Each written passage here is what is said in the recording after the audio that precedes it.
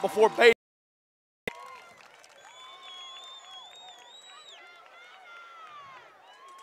Now thrown by Kyron Beatty. He sets Gators up 1st and 10.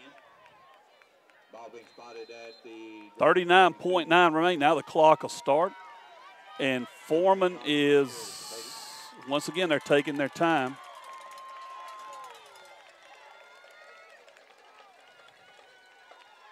Clock down to 25 seconds on the game, 10 on the play. Beatty will keep.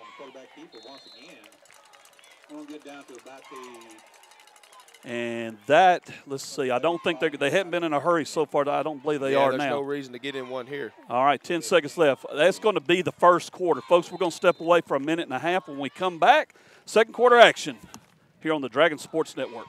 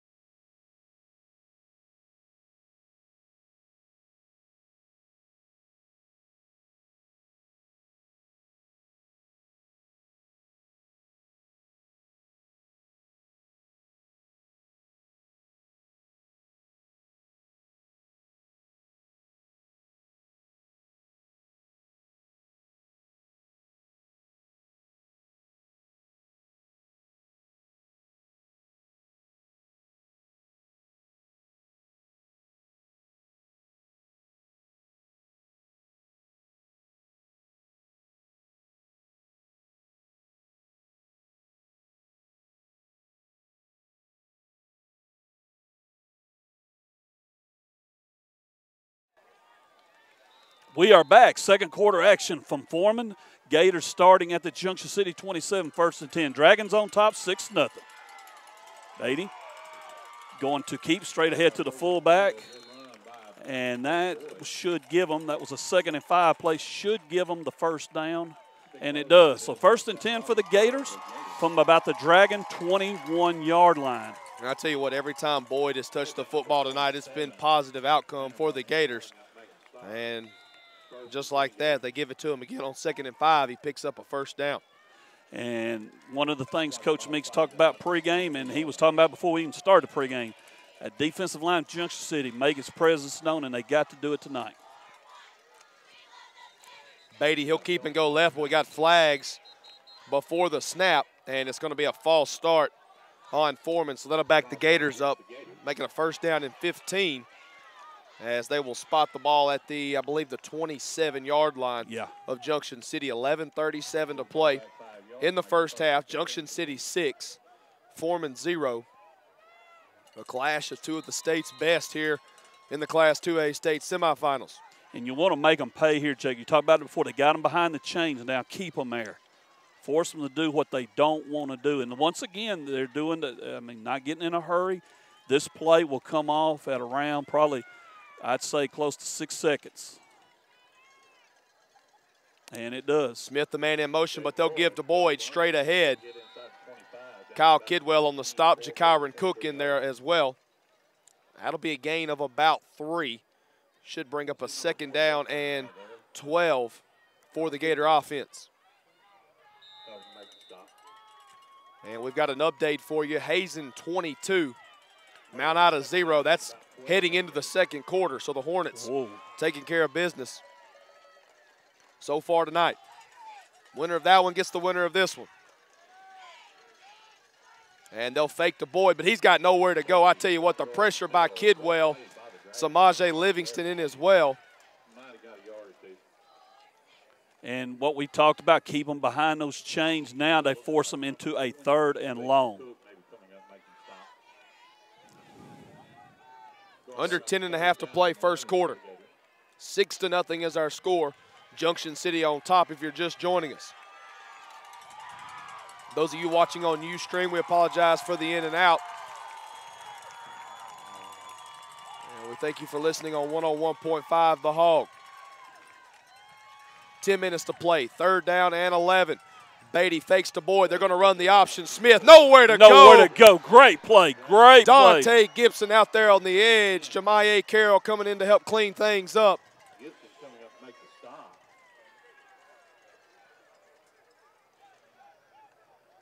Loss of about 4, going to bring up And that's going to bring up a 4th down, and we'll call it probably 14 and a half as we hit the 9.5-minute mark here in the first half. And Foreman staying out on the field. They're going to go for it here. Which, I mean, you know, as far as a kicking game kicker, I didn't see him do anything. So you're kind of in no man's land. Yeah, no man's land you here. Punt, you put them at the 20. You go for it and don't get it. They've got it at the 25. You know, so it's really just 5 yards. As Beatty's going to throw, plenty of time, rolls right. He's going to lob one. He just throwed it away. And he did throw it away. That's and nowhere it. to go. There was nowhere to go. Job by the Dragon defense. Like you said, there's no. I mean, it's not a bad call by Coach King and him. Hey, we're in no man's land. If we don't get it, they're starting at the 25. If I tried a little call them a smooch kick, what if it gets in the end zone? They start at the 20. So you do what you got to do there.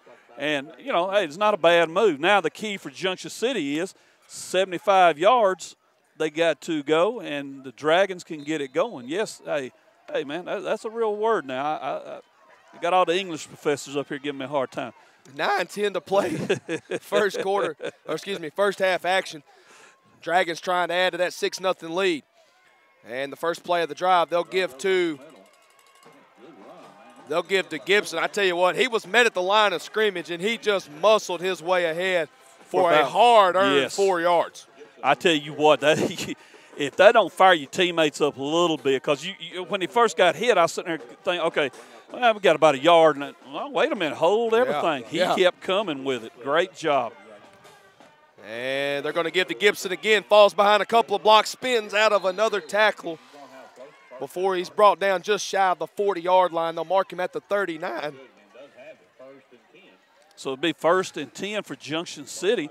Dragons on the move here, 8:37 remaining. Second quarter. Hutchinson in the gun. Looks to sideline to Coach Jones for the play. Gets a snap. Give. This is going to be, I believe, good job by the Gators stopping. I believe that is going to be Gibson. He will get maybe a yard. It's going to see. Yep. Well, actually, they're going to say closer to 2 yards. So it'll be 2nd and 8. Jacob clock running here in the second quarter. And the Dragons, like, once again, they're starting to put something together. Yeah, so far Junction City's really been doing well on the offensive front as they move Kidwell back out. Again, they're going to throw to Haynes. He's got it. He's got the Dragons sideline in a first down, finally wrapped up and dropped, but not before he crosses midfield, gets into Gator territory, and they'll spot him down at the 47 of Foreman.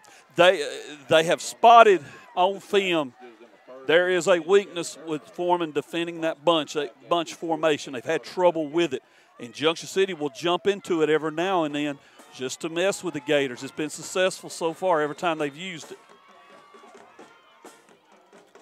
1st and 10, Junction City. After the completion to Haynes, they'll mark him at the 48. Hutchinson keeps. He'll work the left side. Good run by Brady. Stays on his feet, uses his hand to dive forward for a couple more yards. He's down inside the 45. They'll mark him at the 44 with 7:44 to play here in the first half.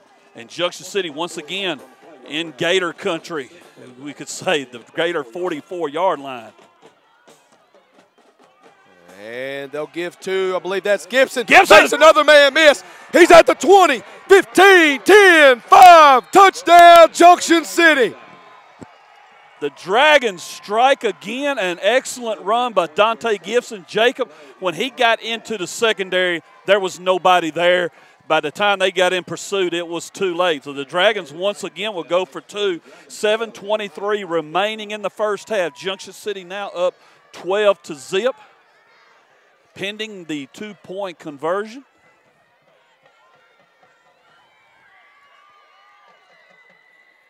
And we got somebody with the Dragon. I believe that is, yes. We'll get a picture of that in a minute. I'll get back to it. Right now, 2-point conversion attempt. Hudson gives.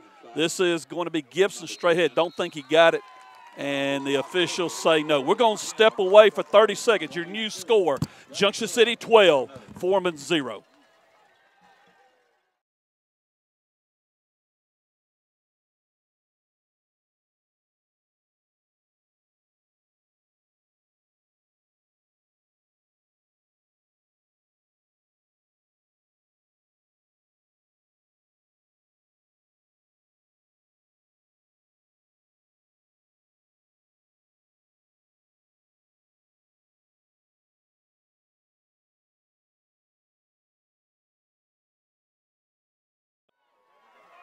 We are back. Junction City 12, Foreman nothing. And over on the sideline, a piece of Dragon special memorabilia, Jacob. They got, I believe that is Truck's old blanket. It made the trip tonight. I tell you what, man, I kind of put a tear in your eye a little bit. But Robert Lee Coggins, he's not forgotten. Truck made them all. And I'm not certain that is the blanket, but I would be willing to bet it is because that's probably one of the first ones that ever came out. And he took it everywhere with him. Right now, got plenty of reason to wave that blanket. Junction City, Jacob, you got to admit, they are looking good, man. I mean, 2 good drives. They are looking good. I mean, and defense not doing bad. Yeah, I mean, really, it's been a really good performance for Junction City. Ball's hit, and I believe the Dragons might have come away with it. That ball was live. There ain't going to be no call about it being illegal touching. That's Dragon football at the 45 of Foreman. And the boys are knocking on the door again. Okay, I fist to say, we don't have to have a conference on this one. 1st and 10, Junction City from the Gator 45, and a big opportunity here. And it was nothing fancy. Jack just put his foot into it, a little cross kick, just to keep a return from happening, and boom. And I think the wind probably had a little bit, it's kind of swirling a little bit, and the way the ball come off of his foot, it was a tough one to try to catch, hit off an arm. And I tell you what, there's too many white jerseys down there for it not to be Junction City football. And the Dragons once again go to work from the Gator 45. Hutchinson in the gun, surveys the defense. Looks to the sideline to get the play from Coach Jones. Haynes moves in just a little bit tighter. High snap. Brady trying to get under it. I mean, a really high snap, and I don't think no. That's what you don't want right there is a bad snap, and you got it, and that'll hurt Junction City. Opportunity goes away. So now momentum turns just like that. The Gators will go to work, 44-yard line, 1st and 10. Momentum does turn, but you just mentally you have to approach it as if you kicked it off, they returned it to the 44. I mean, that's how you've got to approach it. You can't think, oh, we lost an opportunity. Let's play football. Right. There's going to be a lot of momentum swings in this we don't want them down there thinking it. Dragon defense back on the field, trying to shut the Gators down. Gator fans come to life. Not an empty seat in the house. 7:18 to play, first half. Junction City 12, Foreman 0. Beatty in the offense from the Dragon 45. He'll sprint out left, and he's going to be wrapped up and dropped from behind, unable to run away from the grasp of Javassier Cook, as his younger brother Jakiron comes in to help clean things up. And one thing that you want to see from the Dragons is keep that containment going. Something, I guarantee you, Coach Meeks over there studying right now. Keep your containment, keep your spots. He's got to come to you, Junction, with enough speed to meet him. And they'll look to the sideline. They'll get a play. 6:45 to play, first half, clock rolling. Beatty under center. 4-man front for the Dragons. They'll fake the Boyd. He'll keep Kyle Kidwell in on the stop. Minimal gain. Javassier Cook in there as well.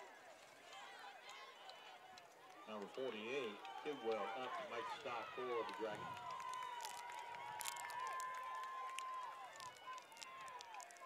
Going to bring up 3rd down and 4 for the Gators. 3rd and 4, Foreman from the 38-yard line. Beatty getting the play from Coach King, overlooks the defense under center, ready to go. Big play right here. He fakes, he keeps, good move, and the Dragons stop him at about the 30, but not before he picks up a first down. I was watching them there.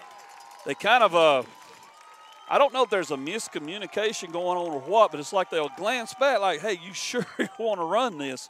But with him at quarterback, with Beatty at quarterback, I mean, whatever play you call, he's capable of pulling it off. 5:56 remaining, second quarter. Junction City leads 12-zip. Both teams got all 3 timeouts. No timeouts have been called here so far, and it has been a fast-moving first half. Beatty under center. He'll give to Boyd. Nowhere to go. Samaje Livingston. Well played by the big senior defensive lineman. It will bring up second. They're going to say no game. I'm watching. Yeah, might as well say no game. Well, they're going to say about a yard. Let's make it 2nd and 9. But you want to keep, if you can shut that fullback down, Jacob, that's where they've been getting, I guess you could say their bread and butter. Shut him down. You can force them to have to do some stuff they don't want to do. Every time Boyd's touched it, it's been positive for the Gator offense. Yes. And they give it to him again, and that's going to be about 6 yards just like that. See, I mean, Junction City really hadn't had an answer for him tonight, and one of the reasons why they haven't been able to go to him even more is because of penalties that have backed the Gator offense up. Yep. It's kept them behind the chains, and it's not really an option that they want to use there. 4:40 remaining, first half. Foreman on the move again, following a Dragon turnover after the Dragons got a turnover on the kickoff. Dragon defense trying to find an answer here and shut this drive down. And again, Beatty keeps trying to get that first down. I believe he did. Yeah, first down, Foreman. So the ball will now rest on about the 18, 17-yard line, Jacob. 1st and 10 Gators. Beatty moves the football into the red zone. Single receiver to the far side of the formation. One receiver to the near side. Under center, they'll flip it to Smith. He's going to get some running room.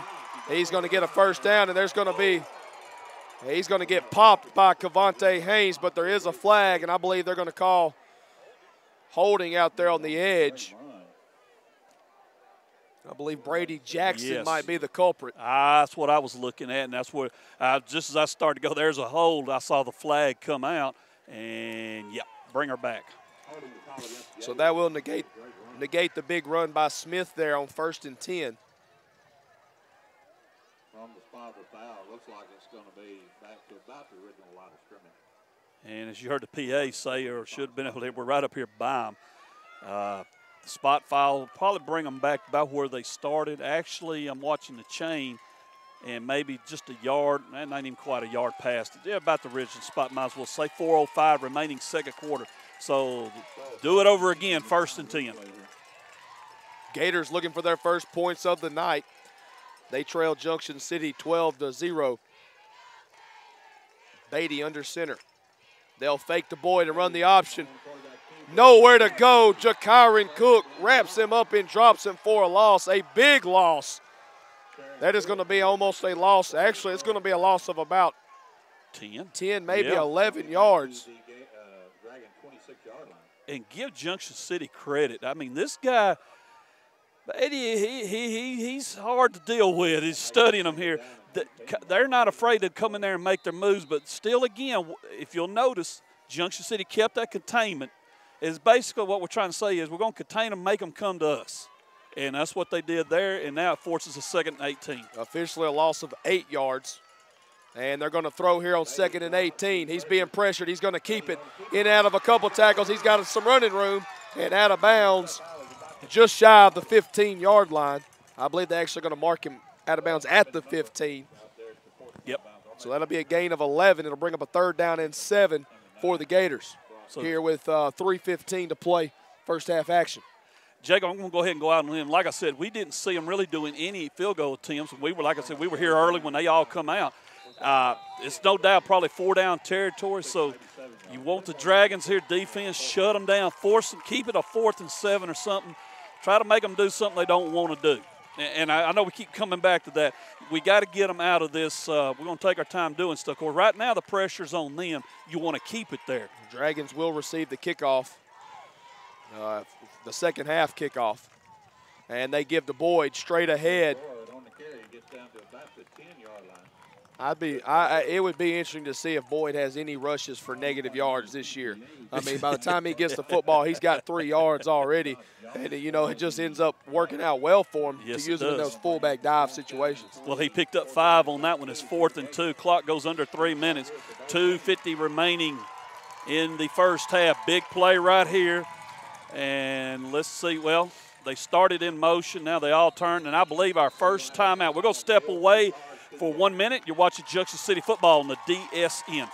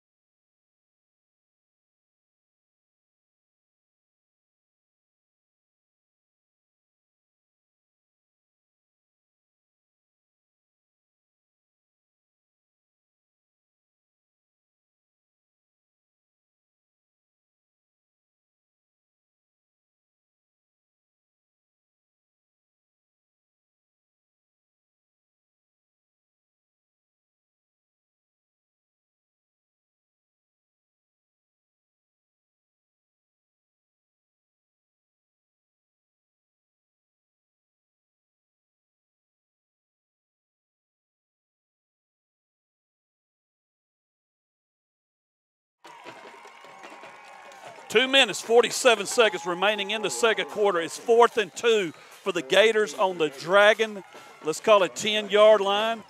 No doubt they're going for it here. And Beatty's going to keep it. And I believe he's going to have enough for a first down. I tell you what, they just loaded that left side. He got in behind a couple of his big blockers and was able to fall forward for enough. Yes, sir. And one thing about it, I guarantee you at halftime there will be some discussion about Boyd. Because if they can put the grips on him, it really will cause some problems for the Gators. Really will cause them. So 1st and 10 from the, first and goal from the 7, 2:38, clock running. And here, if you're Foreman, you want to score, but you don't want to do it too quickly because you don't want Junction City to have an opportunity to get the ball one more time before the half. You're right. And they'll give to Boyd straight ahead. He's in the end zone for the touchdown. From 7 yards out, Chase Boyd has put the Gators on the board for the first time tonight. And once again, Jacob, nothing fancy, just some good, hard running. And the Dragons will have to find an answer for Boyd. There's no doubt about it. So the Gators right back in the middle of it now, 12-6, 2:20 remaining second quarter. And they will attempt a PAT here. That is number 4. I'd get my glasses on and see the kicker.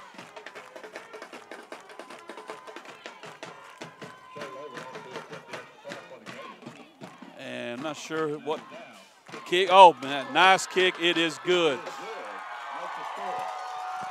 2:20 remaining, second quarter. Junction City 12, Foreman 7 will step away for 30 seconds. You're watching Junction City football on the Dragon Sports Network.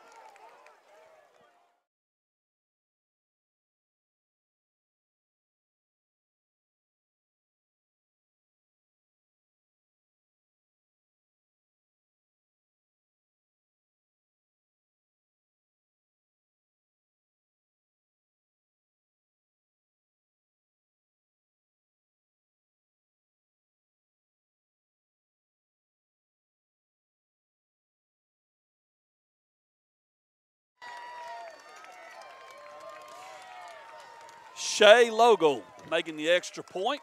It is 12-7 now, Junction City. The Gators, following the Junction City turnover, go 44 yards to score. And now with 2:20 left, the Dragons will be getting the ball. Let's see what the Gators do here. They try to pull a little trickery or just go ahead and – I can't see them kicking it to us for a return. I'm sure they have looked at the film, but if they do, big opportunity for the Dragons. And, Jacob, you brought up something a while ago. Maybe you don't want to score too quick and give Junction the ball back. They did score and leave us some time. Of course, we got all 3 timeouts remaining. Let's see what happens. Oh, they kick it deep. It will be a return. This will be Cook. Cook coming up the middle. Cook with some running room. Cook dancing to the outside, still on his feet. Goes to about the 47-yard line. And I'm not sure now. There is some argument going on from the Foreman side.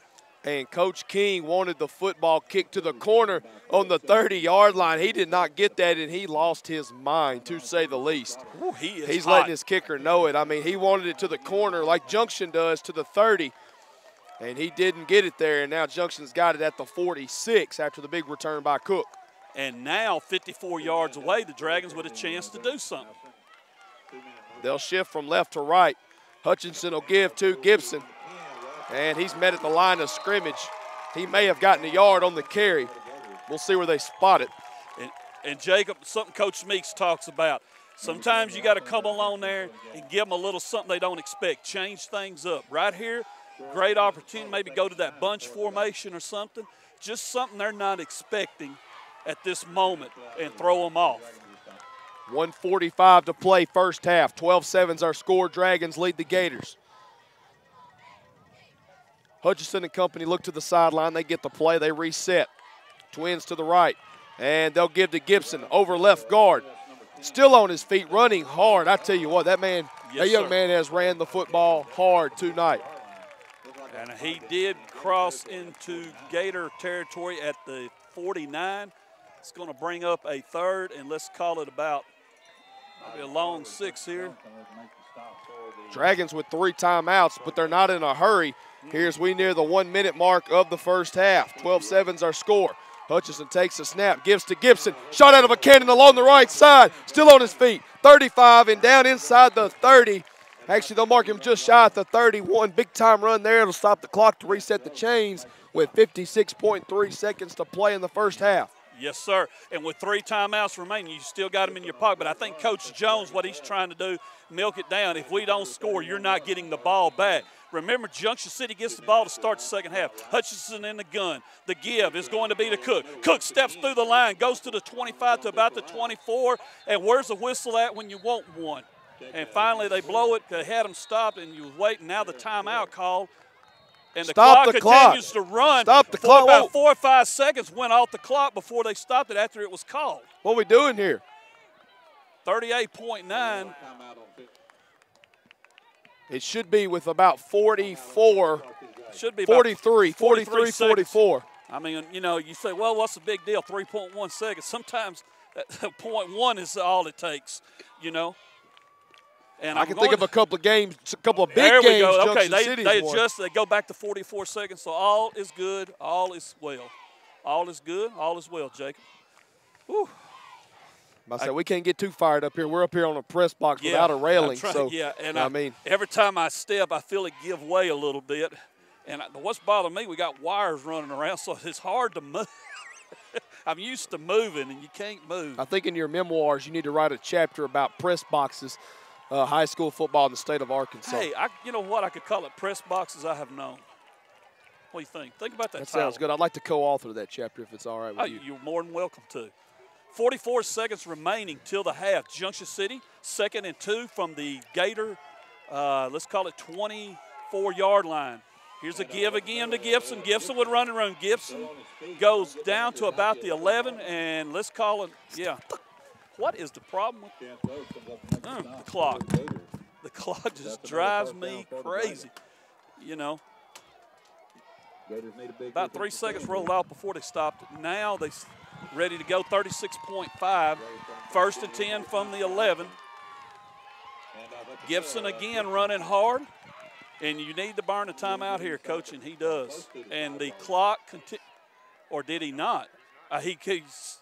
He come off the side like he was going. Under 20 seconds. He didn't call one. He under didn't 20. call one, and now that's an interesting move. They've got to hurry. They got to hurry. Hutchinson not aware, I think, what's going on there.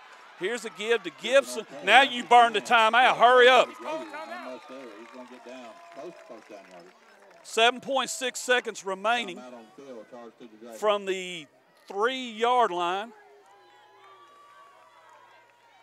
And a lot of time slipped away there. Reminds me of that Harding Academy game we had last year. Yes. Right there at the horn, snap it, you know. Woo. Everybody was up here going timeout, timeout, timeout. It's going to be 3rd and 1. They can still get a first down without scoring, but that doesn't really matter here unless you run it and you get the first down. That clock will stop automatically on that's why I bring that up. But also, you're down to one timeout. So the most important thing is get the first down, and if you're not going to try to burn the timeout, you got to be sitting on the ball when it's snapped. Interesting to see how this is going to go. Now, remember, Junction City gets the ball to start the second half, but what you would love more than anything is for the Dragons to capitalize on a huge opportunity right here. You've got to have something happen good here. It's 3rd and 1. Hutchinson. The give. Gibson up the middle. He got touchdown, Junction City. One of the officials wasn't even looking. They're going to have to stop the clock. That is awful. That is awful. That is awful. That's a first down. If he don't score, it's a first down. The clock stops anyway. Exactly. Okay, hold everything. He got the first down. The clock stops automatically. There will be at least 2-3 seconds. I am watching the official on the far side, and it was like he was not even watching the play. That is a Junction City first.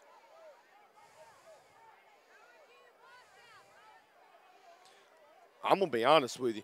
First down or not, it looked like he scored. Timeout, Junction City. We're going to stay here. We're going to stay here.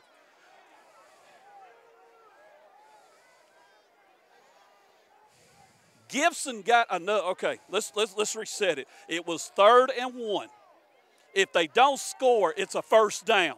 He got the first down. The clock stops automatically to, as they like to say, reset the chains.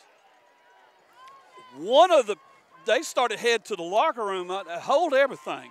About to say, I got the band set already wanting to march on the field before the clock even starts. What are we going? We could do the Cal Stanford game from '82. The band is on the field. The band's on the field. You know, but man, I don't want to say too much and say the wrong thing. That aggravates the teetotal devil out of me. That is a first. Okay, now we got it all situated here.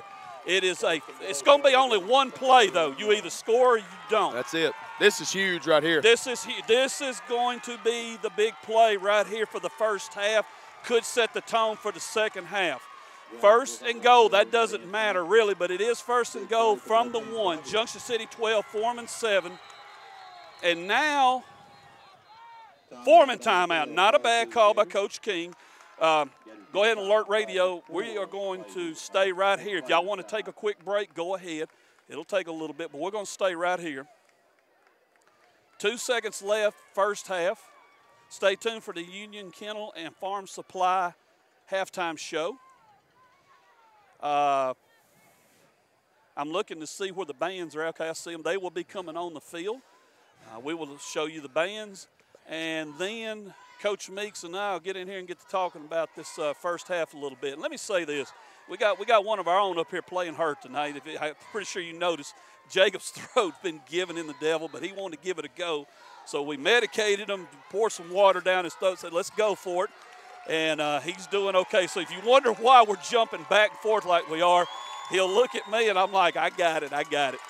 So you got 2 play-by-play and plenty of analyst stuff here tonight. Oh, plenty of analysts. Here we go. Hutchinson under center. Now a flag. Now what do we got? 1.4 seconds remaining.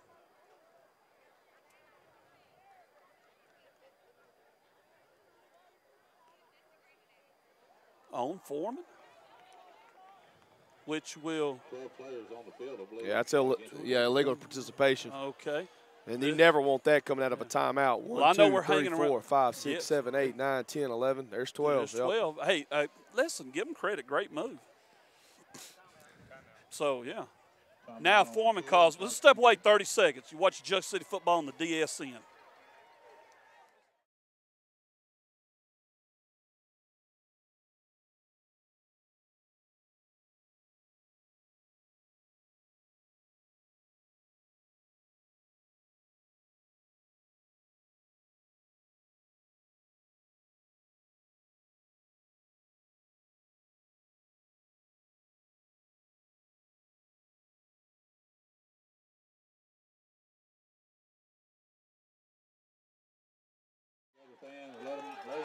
All right. 2 seconds remaining in the first half. Junction City will go. Quick huddle. Hudson straight ahead. And I believe he is in. Touchdown, Dragons. Yes, sir. Yes, sir. Second effort. Got him in. He got hit, spun off, and got bumped on in. And now Junction City leads it 18-7. Big play right there by the Dragon offense. And a great job by Brady Hutchinson on that run. And now Jack Smith, I believe, getting the shoot. I believe they're going to kick here, go for the PAT. Instead of a 2-point conversion, they're going to go for the kick. Hutchinson will be your holder. Smith getting ready. And it's a really good move. It'll make it a 12-point game if he makes it. And I believe he did. Yes, sir. And that will conclude the first half here from Foreman. Your score, Junction City 19, Foreman 7.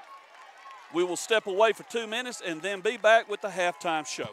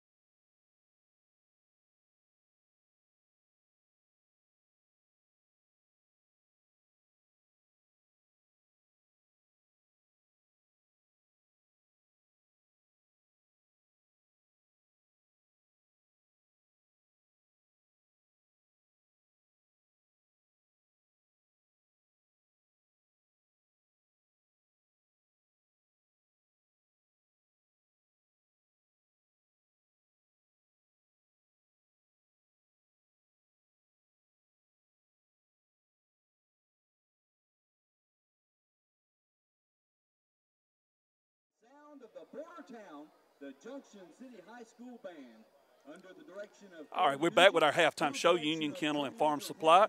And right now on the field, the sound of the border town, the Junction City Dragon Marching Band, and we're going to enjoy them for a while. And I believe Foreman's, I believe Foreman's band's going to perform too, and we'll let you see them.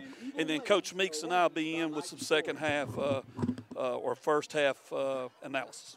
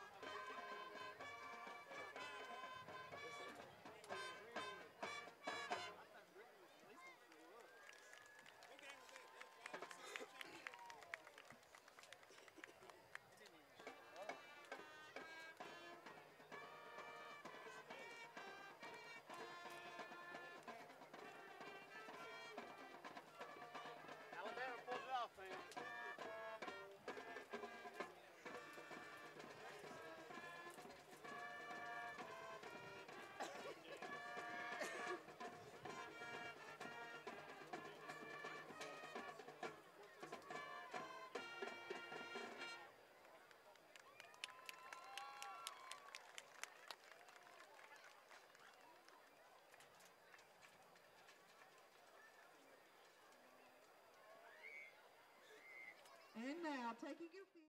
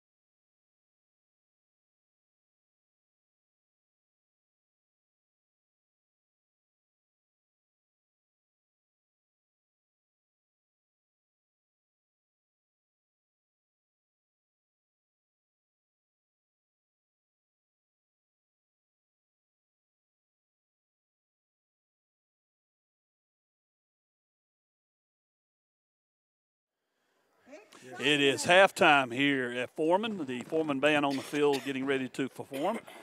We got about 9.5 minutes left of the halftime show. Union Kennel and Farm Supply, the sponsors of the pre, half, and post-game shows. Big shout out to Mr. Ricky Robertson. Thank you for all you do, sir, getting us on the air by being a sponsor. Yes. Also, let me do a quick shout out. Maul Green, Miss Lois Green, watching tonight. We love you and hope you keep doing better. A shout out to Coach Jones and Kelsey. They added 2 more to the team, or announced it. So I seen that. 2 more on their way in April, let's say. And, of course, happy times there. Right now, Coach Jones also happy about the scoreboard, Coach Meeks. Yes. 19-7. Give us your thoughts. Start with that. You mentioned defense at the start, so tell us about the defense first half. Defense, if you Coach Smith right now, you can be pleased with what you don't put on the field.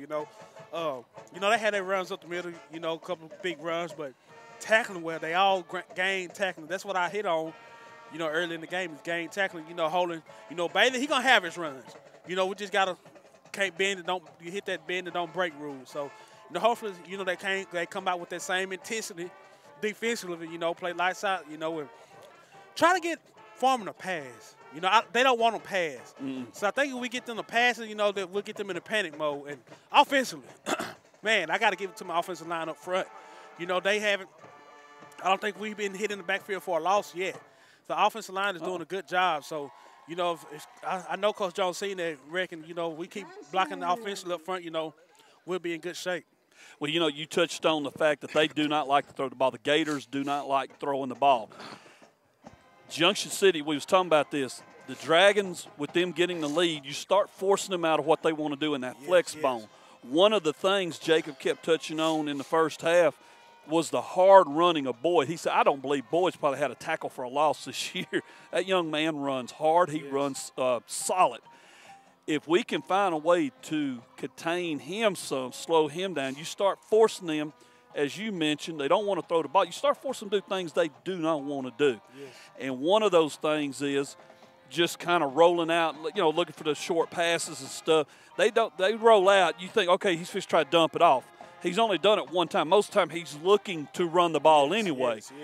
Yes. Defensively, I'm like you. Man, they have just dragged. Junction City's doing what they have to do to get the job done. You know, like I said, I'd like to see them kind of shut Boyd down. But that offense, when you had to get it done, got it done. One thing Jacob pointed out, Gary, that I like, when it was 12-7, we got the ball. You know, they scored. They left us 2:20 on the clock with all three timeouts. Okay, yeah, they wanted to get on the board, no doubt, but they actually sped it up a little bit. They went away from what they normally do. Yes. Well, next thing you know, we got all that time to do something with it. Junction made it pay off. Now we get the ball to start the second half. Second half, what adjustments would you'd like to see the Dragons do? Make sure they take care of business. Offensively, you know, as I'm up here noticing, the corner is giving our receiver a lot of cushion. So, and I'm pretty sure Coach Jones gonna pay attention that, you know, the little quick spot passes, and you know, once the receivers can break one tackle, you know, they can take it all the way. And you know, I look for them to, you know, to keep pounding on the ground and keep letting that offensive line dig in and just, you know, do what he do. And defensively, you gotta be on all P's and Q's right now, because I guarantee you finna get a heavy dose of Bailey here in this second half. So, you know, you still got to play with the same intent. So, because they're finna come out with all the firepower. And I wouldn't be surprised as Jacob hit on, as you seen, when they kicked the ball off, he wanted to kick it out of bounds. You know, he didn't want to kick it to. So, watch for something. I look for him to either do that or try to get an onside kick. So, you got to be on your P's and Q's. Like I said, defensively, you probably finna get a heavy dose of Bailey here in this second half. And it's not nothing they're doing special. You know, they're just lining up, running up the middle. Then when they come out in that little spread set, you know, Bailey just try to get to the outside. And, you know, unfortunately, we had enough speed, you know, to contain him. And when he passes the ball, you know, hey, if you paid attention to our defensive ends, when Bailey dropped back to pass, they're not crashing. You know, they're just playing up the field, try to contain him and try to make him beat him with his arm. And they've been doing a good job. Secondary's been doing a good job of that. Well, you know, it's kind of like I was telling the audience in the first half. When he rolls out, it's like we're containing him to where you come to us. Yes. You're going to come to us.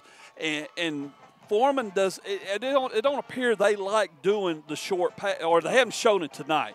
You know, he's had some opportunity where you might try to get something. I believe Smith is one of the receivers we was talking about, trying to get the ball to him. He did it early in the game, so I'm like, okay, we got to watch that. He'll dump it. He'll make it like he's going to run and dump it off. He never done that again. And another thing, and they showed this, and that with a 12-point lead, and if we could capitalize coming in this second half and get another score, when they got behind, or they got behind the chains, I should say, they started doing stuff a little bit different. They're trying to, and you could tell it's like, hey, we don't really want to do this. Yes. Foreman wants to get that lead set on the ball. They eat up a lot of clock in the first half looking to that sideline. Yes.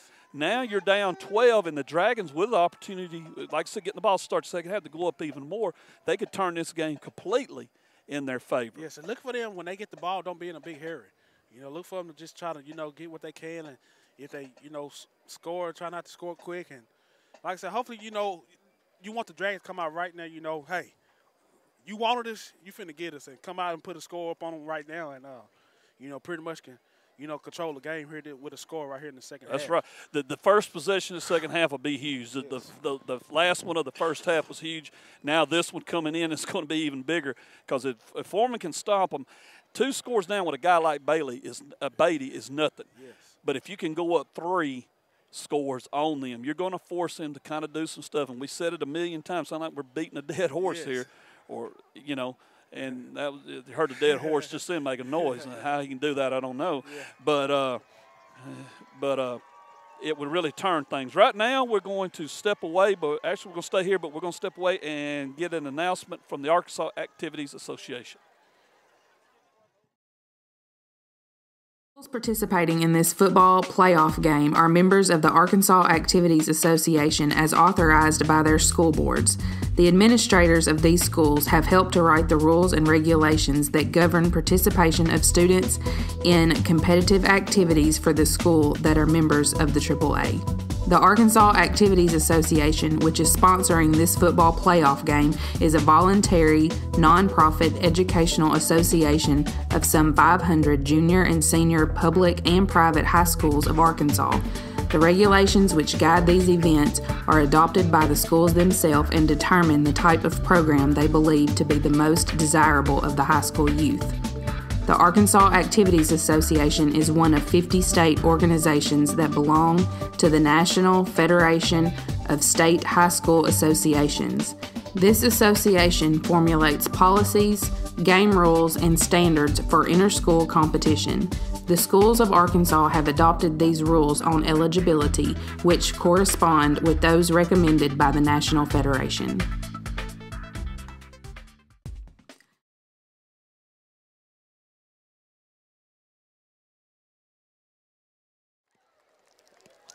Believe it or not, they're still parking vehicles and still trying to get in here. We got it is unreal, folks, here at Foreman tonight. It is halftime. The halftime almost coming to the end. The Gators are back on the field. Dragons are on the field, and Junction City leading it 19-7, as we mentioned a while ago in the Union Kennel and Farm halftime show. Junction City will get the ball to start the second half. And Jacob, I tell you what, they have come from Oklahoma. They're from Texas. I've seen a little bit of everything coming in here. And, of course, Louisiana. So we got one. Let me do my math here real quick. Naught equals naught. That means there are 4 different states represented here tonight. And I believe half the population, each one, showed up here. Yeah, it'd be hard to argue that. I guess it's the tri-state area plus one, you know. As we're just under about 30 seconds until kickoff here in the second half. And I tell you what, we talk about the offense that Foreman has, and I know you guys hit on it a lot during the halftime show, but if this first drive right here for Junction City is huge. I mean, I kind of agree with what Coach Meek said. I think Junction City is going to come out, going to try to, you know, obviously want to put together a methodical drive, just go, but I think they want to try to eat into some of that clock too, because they know Foreman's offense is built to eat into some clock too. So if you can get them behind, like Coach Meeks was saying, I mean, I'm telling you, it's a very important drive. We can't express that enough. Yeah, well, it's like a chess match, and there's different stages of a chess match, different stages of a game. And right now, you're looking at a second half. If you can make it go your way on this first drive, it's going to change the complexion of this game completely. By the same token, Foreman makes a stop and gets the ball and goes to work. Now the complexion has changed in their favor. So, you know, with a game like this, and you got a huge possession coming up. You know, this ain't like, okay, well, we didn't quite get it here. Next week we got to work. There's no next week. You either win it tonight or that's it. And what's awaiting you is the biggest prize you can ask for, a trip to Little Rock, play for the state title. And there's 24 minutes to go. They reset the clock here for three-minute warm-up, and there's 2 minutes left on it. You're 24 minutes away from that happening. And, of course, you know, for Junction City, while we're waiting on that, you know, let me say this, Jacob.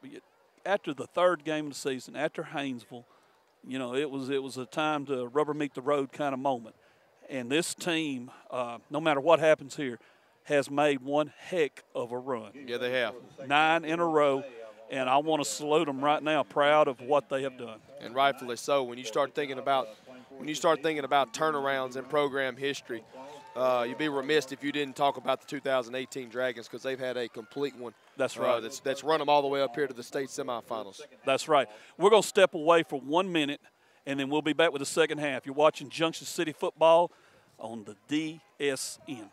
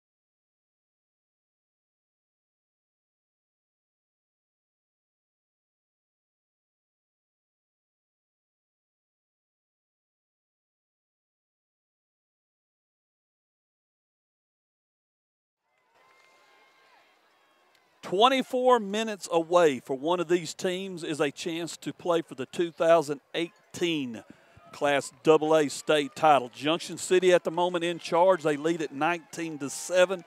But as we talked about a while ago, when you got a guy like Beatty at quarterback for Foreman, there's nothing that you can rule yourself out of. He can definitely change a game in a heartbeat. Hazen in control over, I believe it's Mount Ida, you said? Yes. And looks like the Hornets are going to punch a ticket to the Rock. We are set to get the second half underway. Logan to kick it off for the Gators. Back deep for Junction City, Cook and Gibson. Nice hard kick, and it's going to roll out of bounds, and that'll be a penalty on the Gators. But I think that's what Coach King wanted, just kick it out of bounds and don't give them a chance to return. That's it, yeah, and I'll tell you what, about a half-inch more rain, that one might sit there on the old 7-yard line, and Cook may be forced to have to pick that one up and try to make something happen. That one almost didn't make its way out of bounds. But going back to the half real quick, I know we got a second half that's going to be exciting. But if I'm Coach Jones, I probably had some stuff to say to my team. I'm sure the position coaches had some stuff to say to your team. But if you're a senior, you've got 24 minutes to try to punch yourself 48 more for your career. Yes, sir. And so yes. I'm in everybody's face in a positive way saying, hey, let's make something happen. Let's go finish the job. And that you just said it all right there. And that was something Coach Meeks talked about finishing drives in the pregame show. Finish this job right here. Start it off with a drive and finish it. The Dragons elected for the Gators to re-kick it, so a 5-yard penalty. And it's going to set them up again, move Cook and Gibson up to about the 15. Well, now they're falling back. They figure it's going to be deep again. But just, as you like to say, watch for a little triggeration here. They might try something, might not. But they're going to kick it deep. It's going to be a chance for Cook to return. He's going to take it on the 15. Cook up to the 20, Cook to about the 25, Cook at the 35, Cook at the 40, running through people to the 41-yard line. And great field position for Junction City to start the second half, leading 19-7. I tell you what, 2 big returns by Cook tonight that have put Junction City in great field position, and that's definitely what the Dragons needed here as they're leading by 12 with a chance to hopefully add to that lead here on this drive. That's true. And one thing, let me touch on this. Both of you talk about, hey, let's take a little time off the clock. One thing I've been watching, they got Haynes still one-on-one. And I can't help but think Coach Jones ain't going to try to take a shot as we see Gibson get the carry here on first down and pick up about 2 or 3. And I tell you what, he hasn't taken the shot tonight. So, I mean, I'm with you on that. I mean, he's thrown the spot pass to him twice. He threw with a flare out of the backfield to Cook that was called back. But he has yet to take a meaningful shot to Haynes tonight. That's right. You got to think it's coming here in the second half. Right. It's kind of like, let me look over here. As everybody kind of went to sleep on Haynes. Okay, here time we to go. Wake up. Yeah. It's time to wake them up. Hutchison in the pistol. He'll move to a shotgun as Gibson will set to his left. And they'll throw it out to Cook. Spot pass blocked by Haynes, and I believe they're going to get him for a blocking in the back. That's the only thing it could be over there on that far side of the field. That's what I was thinking. I think that's going to be on us. Let's see. Yeah, that's going to get him for a hold, I should say. A hold. One other thing, Jacob, the Dragons, watch them go back to that bunch formation again. I feel like we're going to at least see it 2 more times, maybe 3. It's something that works very well for them against Foreman's defense. It's something they noticed that Foreman has troubles with that bunch formation at times against like Mountain Pine, for instance. So we may see that again. Like I said, I believe we will. Hutchison to throw, double coverage, and it's caught by Haynes at about the 37-yard line. I tell you what, credit Brady Hutchison, stood in the pocket, took the hit, delivered a strike to Haynes in double coverage, had to come back for the football, but did a good job to corral it. And it's a first down for the Dragons. And that's what we're talking about. When you got, man, I bet we said it a million times, folks, it don't get old saying it. When you put all them playmakers out there together, somebody's going to be available. And somebody's going to make a play. That's it. That's what playmakers do, make plays. Be a minimal gain right there by Gibson. May have gotten a yard. As the clock runs under 10:45 to play here in the third quarter.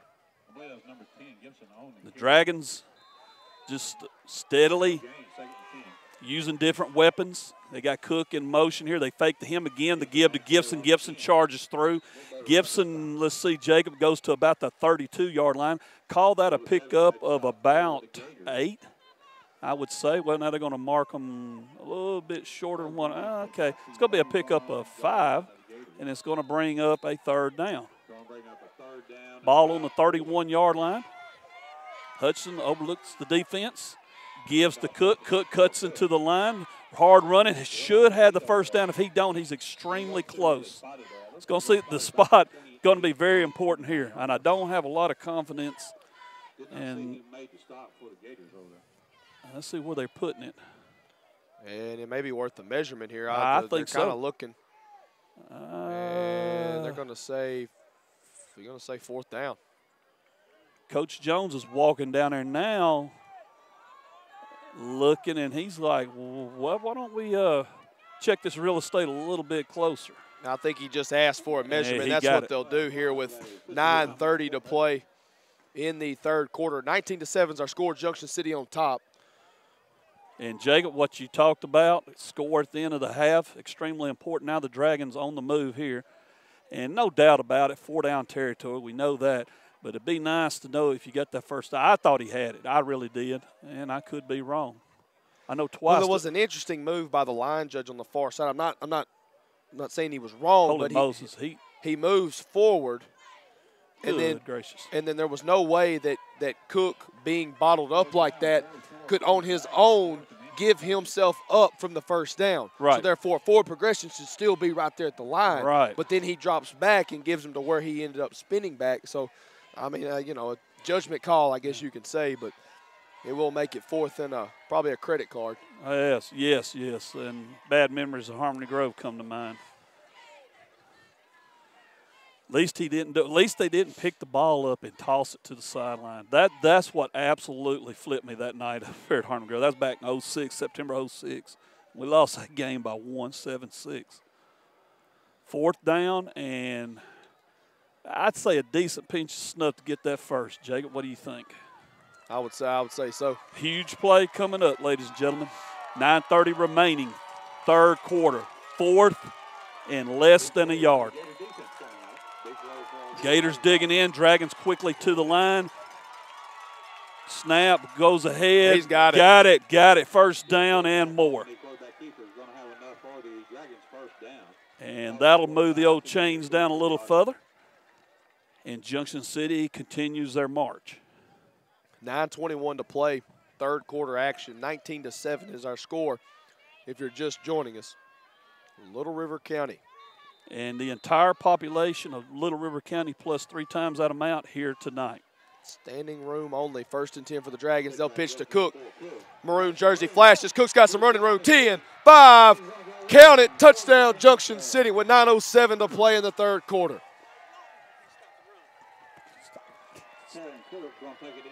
Cook rolls into the end zone, and we're pending the extra point. And what we had said the Dragons need to do, they've done. They've done it. Yes, indeed. They scored at the end of the half and took care of it here. And like you said, 9:07 remaining, pending an extra point. Took 2 minutes and 53 seconds off of the clock. Now they lead by 18. 2-point try would make it 20, but I believe they're just going to kick it because regardless, it's a 3-score game as it stands right now. Right. Smith to attempt the extra point. Hard charge by the Gator. Smith puts his foot into it, drills it.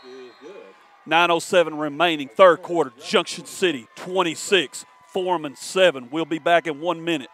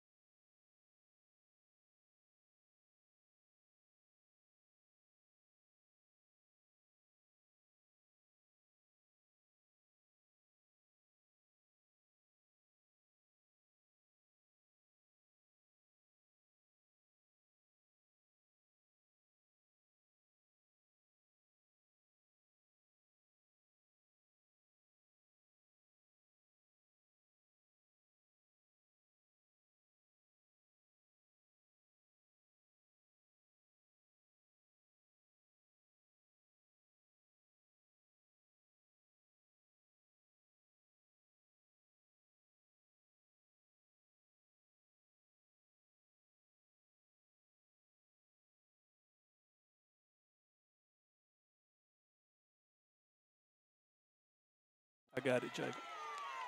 All right, Jack Smith puts his foot into it, drives a cross kick down to about the 22-yard line, and the Gators trying to get a little something going on the return, and he is blasted, and here come flags. Here comes flags. I mean, he got popped. I don't believe it was intentional. In other words, I don't think they realized they got out, but they're going to flag Junction City, which I can understand. No, it was not. There was nothing intentional about that. No. I mean, Beatty is continuing to spin and try to make a play, which he should, and so therefore Dragons are going to continue to try to make a play as well. He might have stepped out a little bit sooner than a Dragon was able to slow himself down. Right, nothing intentional there. And they will get Junction City, what's that, 15, Jacob? Yep. That'll be 15. It'll be good field position here for the Gators. They've got it 1st and 10. They'll work from the far hash, moving right to left. If you're listening on the radio, ball spot at the 48-yard line. 9:07 to play, third quarter. 26-7 is our score. Junction City on top of the defending state champions. Beatty under center, deep motion. They'll fake to Boyd. He'll try to run the option. Runs out of one tackle. He may get back to the original line of scrimmage. Yeah, I was going to say maybe. He got it popped pretty good. I thought he was going to try to pitch it to Smith. Decided not to. It might have been best that he didn't. Yeah. Ball might have been on the turf if so. Well, Junction City had Smith covered well and had Beatty contained. And I was going to say this real quick. What's Foreman going to do now? They can afford maybe to run their offense like they want to a little bit more, but they have to score. There's no doubt. If they don't, then they're going to have to change their whole offense complexion completely. Junction City on top, 26-7, clock running 8:20, third quarter. Man in motion. That is Smith. The pitch to Smith. He's going to get outside, got some running room. We got holding on 2 different Gators and no call. So it'll be a good game down to about the 33-yard line, I would say, depending on where they mark it. And I don't see how you miss those, but I guess you could call it on every play, as the old saying goes. Nonetheless, they're going to say he stepped out a little bit sooner than that. They're going to bring it back. In fact, it's marked down at the 38. So, Jacob, 1st and 10 for the Gators from the 38. Yeah, 8:15 to play. That was a pretty good carry right there by Smith. He can definitely book. He's got a motor in him. Beatty scans the Dragon front 7. He's under center. Smith again, deep motion. They'll pitch to him, same play. Kyle Kidwell disrupting. And I tell you what, great job by Kidwell. Had his offensive lineman out in front. Smith really couldn't do anything, had to bounce around. Yep. That was a great job right there.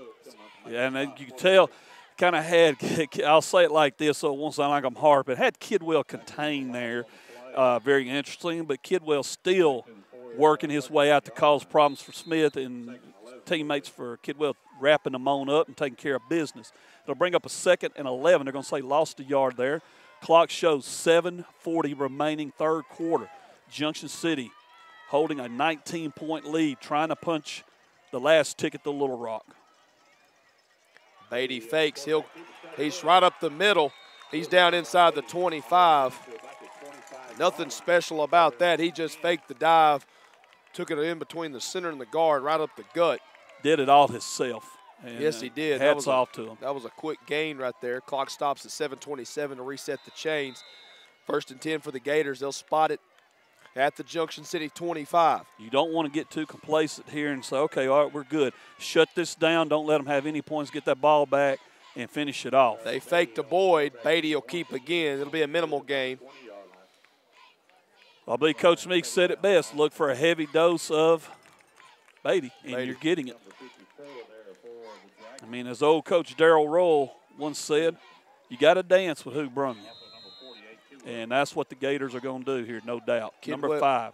Kidwell, Livingston, and Adonis Jones in on the stop for Junction City.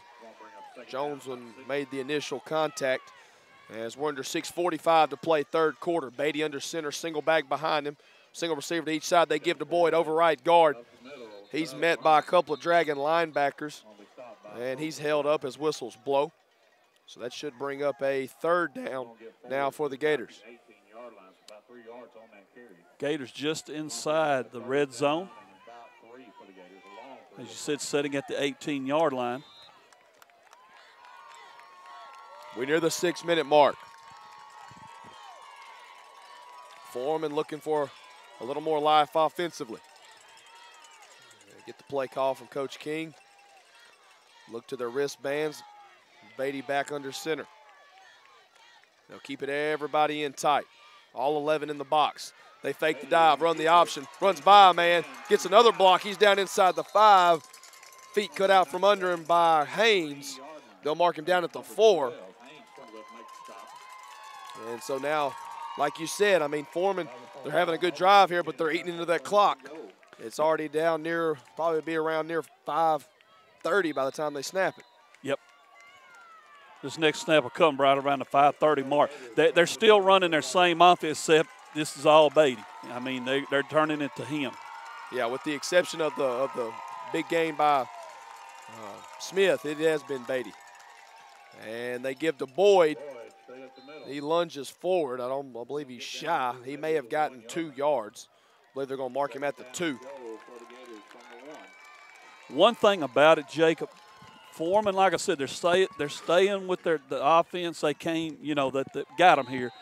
But they are eating up a lot of time. They have to score. There's no doubt about it. They're putting themselves in that position. If Junction City could make a stop here, it'd be huge. Under 5 to play, third quarter. First drive of the second half for the Gators. Beatty under center. He'll give to Boyd, plows forward. He's got enough steam. And he's in for the touchdown. Give Boyd credit. Solid, hard run. Took a few licks, but he stood up in the end zone and made the score now 26-13 pending the extra point. 4:48 remaining third quarter. Give Foreman credit. They answered the Junction City score, and now Junction City will be waiting the kickoff after this extra point. And question for you, Jacob, is if you're Coach King or Foreman, is it time to go ahead and let's do the old onside? Or do you still play it safe and try to get a stop before you resort to that? I think it's bad snap, and that'll cost the Gators right there. That'll keep the score 26-13, and you were saying? Yeah. It definitely definitely going to make things interesting to see what they try to do. We're going to take a 30. We'll be back.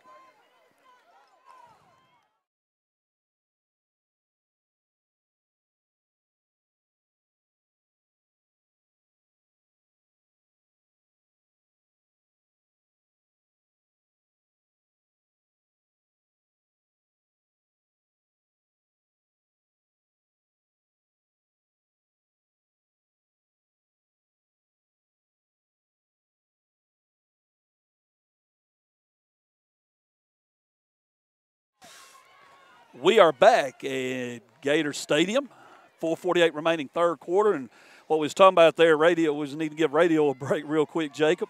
Are we going to see the onside kick, or do you play it safe right now? Because, we was talking about it up here during the little break.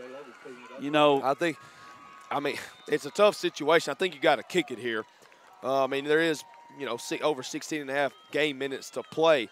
You got to call upon your defense. You're the number 1 team in the state for a reason. See if the Gator defense can do it. Coach King didn't want it kicked to Cook, who fields it at the 7. He makes one man miss at the 10, still on his feet. And he'll get across the 25 up to about the 27-yard line. That'll be 1st and 10 for Junction City. Now, we talked about Foreman and what they got to do, Let's look at the Dragons. If you're the Dragon offense, let's go to work. Let's take it back down the field, score, and tell them, answer that. Because if you can sit here and if you trade touchdowns with them, that's fine. You're in control. The thing is, Foreman may have to come to that decision, hey, we got to throw the ball. And they're not really, I say this, what we've seen of them so far, and I don't think they've thrown a pass since the interception. Hutchinson to throw. A dangerous throw that pays off, though. I believe that's Haynes. He's across midfield. And Beatty will be the only man that can push him out. And that's a big gain right there by Junction City. Boy. Brady Hutchinson has ice water in his veins because he made that throw with a man on the ball. And Haynes got it and made it pay. Wow. Threading a needle. Yes, sir. Yes, sir. That is definitely the definition of it. 35-yard pitch and catch, and it's 1st and 10 for the Dragons. 4:30 to play. 26-13 is our score. Junction City trying to add another one here. Pistol formation. They'll move Hill to the left, bring Kidwell back to the right, and they'll give to Gibson over left guard. Shot out of a cannon, still on his feet. He'll pick up the first down, move the chains, and he's down inside the 30. Mark him at the 25. Man, I tell you what, this is what you want to see out of the Dragon offense. Come back and answer, come back and answer. And they are doing it right now. Junction City setting on the 25, and Jacob, they're moving pretty fast here. Yeah, they are. No, so much for eating clock, right? Yeah, 23 seconds. That's been it. Let's be honest. This is a team that has 65 scoring drives since 2017. Since the start of 2017, Dragons have 65 scoring drives of a minute or less. Taking time off the clock isn't their MO. Well, I tell you what, you're not going to believe this. I know there's bound to be more than one. But the mayor of Coal Hill just got a hold of me, Coal Hill, Arkansas, and told me that we got a buckaroo bagging us hard and heavy tonight named Randy Robertson. Glad to have you, brother. We'll take everybody. We're the Dragons. Under 3:45 to play. They give to Gibson on 2nd down and 7. And he'll pick up the minimum. And this is what you like to see here, just kind of work the clock a little bit. 3rd and 7. Actually, let's see, let's call it 3rd and 5, Jacob. 3rd and 5. We're under, clock has rolled under 3.5 minutes. 13-point lead for the Dragons. Hutchison under center. And they're going to pitch to Cook. Makes a man miss immediately. He's going to get the first down. Still on his feet, still running. T-in and finally hit and dropped down, but not before the junior gets inside the 5-yard line. And a great run by Cook. I mean, when he comes out of that backfield, he is rolling. There is no doubt about it. And took it down to they're going to put it on the 3-yard line, 1st and 10. So, 1st and goal. So Junction City trying to answer the Gators here, plus at the same time working on that clock. Hutchison under center. Here's the give. Gibson straight ahead, lowers his shoulder, and Dragon linemen are saying touchdown. The officials are saying no. But he is right at the goal line. We got a player hurt. We're going to step away for 30 seconds. You're watching and listening to Junction City Football on the Dragon Sports Network.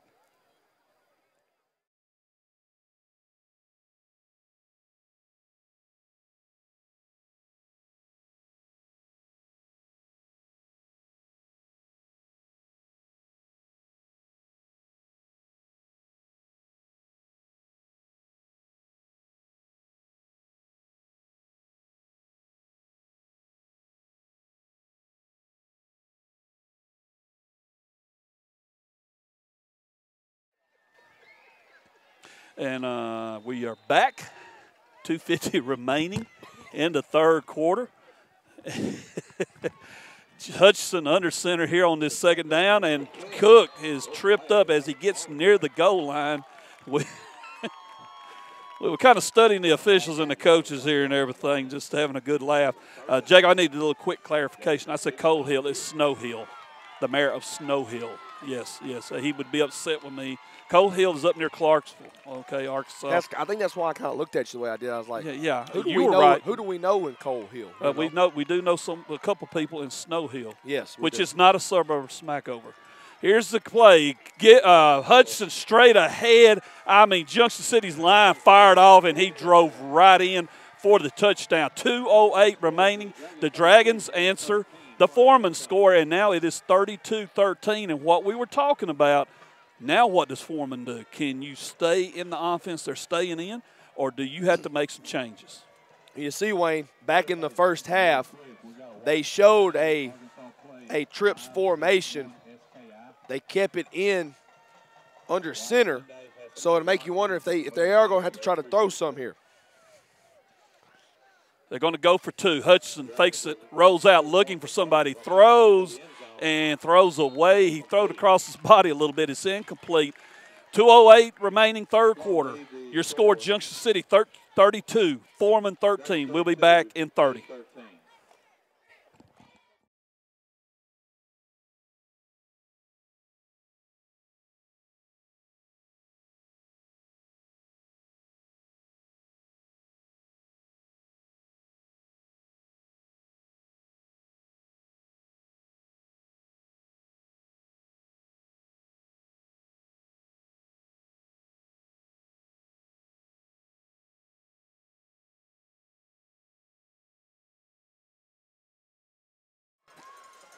2 minutes, 8 seconds remain in the third quarter. Junction City back up again by 19, 32-13, getting ready to kick off. The Dragons answered the Foreman score with a score of their own, going about 70 yards, and they did it with about 10 plays. So a great drive by Junction City. And now the Dragons will kick off. And what we've been talking about all along here, what will the Gators do now? Junction trying to force them out of that flex bone, because right now the Gators are going to have to come up with something else. They can't afford 6-minute scoring drives with the Dragons leading like they are. Plus, with Junction City's potent offense, it's going to make it very difficult for the Gators to stay in it. Let's see what Coach King and company do. The Dragons, meanwhile, Coach Jones got to be pleased with everything he's seeing, especially out of the offense. Smith puts his foot into it, drives it down. It's going to be a return from about the 21-yard line. And number 3 for Foreman, making some people miss running. Give that young man credit, Jacob. Number 3 there. Hard run up to about the 44-yard line of Foreman. So the Gators will start with good field position. Yeah, nice job right there by Isaac Carver. Really gives his offense good field position. Like you said, I mean, we're kind of waiting to see, are they going to stay in the flex bone, or, you know, are they going to try to? And the reason we keep talking about that, for that offense to work, it's going to take some time. If you're ahead, it's a great offense to have. But if you're behind. Yeah, Harding, I don't mean to interrupt you, but Harding's made a living in the Great American Conference and nationally by getting ahead and then just eating clock, you know. That's right. And they're going to pitch it here. That's Smith. He moves across midfield. And we got a Dragon down at the 47-yard line. I think it was just a hard, that was a hard collision there. I believe he's going to be okay. That is 20 Cook. That's Gervasier. Yeah. He's up moving. Coach Jones on the field with Charlie to check on him. The winner is going to get Hazen. There's no doubt about it. Hazen was formed up 36-0. Going to bring Cook out, and I believe that is DJ Hill coming in. Am I right, Jacob? Yeah. Yes, I believe he's checking in. He'll join Barnett there in the old linebacker position. And they're going to keep it in tight. One receiver. They're going to fake it to Boyd. Beatty still on his feet, spinning. I tell you what, he is willing this team, this offense right now. My hat's off to him. That young man is playing hard, playing solid ball, and he keeps coming back at him. The key is, and I'm going to put this on the Junction City defense, slow them down, stop them, whatever you need to do. Put the pressure on them hard and heavy. Pressure's on them right now to try to do something down 19. But with Beatty able to make some big plays, the capability there, you just can't breathe easy yet. He can get them back in it very quick. Under 90 seconds to play, third quarter. Foreman driving. They fake the give. Beatty to keep it. He's inside the 30, and there's flags. A pair of flags, in fact. That should be on Foreman. Let's see what happens here. Beatty's helmet is off. I think they're going to call a face mask. Okay, well, we had a penalty back up, and they're going to ignore that. Okay, it was a face mask on the Dragons, and that will be marked off. But there was also a hold back up here, and I thought that when the first flag come out, I said, well, he saw it. 15 yards should be tacked on at the end of that.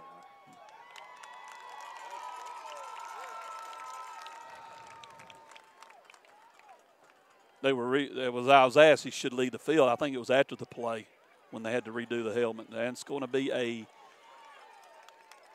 15. Yeah, personal foul. Personal foul. Wow. Okay. And 124 remaining, Jacob. I know you want to be comfortable in a position like this, but you can't be. Not with a guy like number 5. I mean, that young man this year and last year, I mean, he has been one of the top performers in the state. It doesn't matter what classification you're talking about. Absolutely, and that's why I keep going back to what I'm saying. They're staying in this offense. The Gator fans on their feet chomping away, I would say, trying to get them in there for another touchdown. And they give the boy nowhere going. That may be his first negative rush of the season. Junction finally starting to figure it out. Hey, might need a key on 20.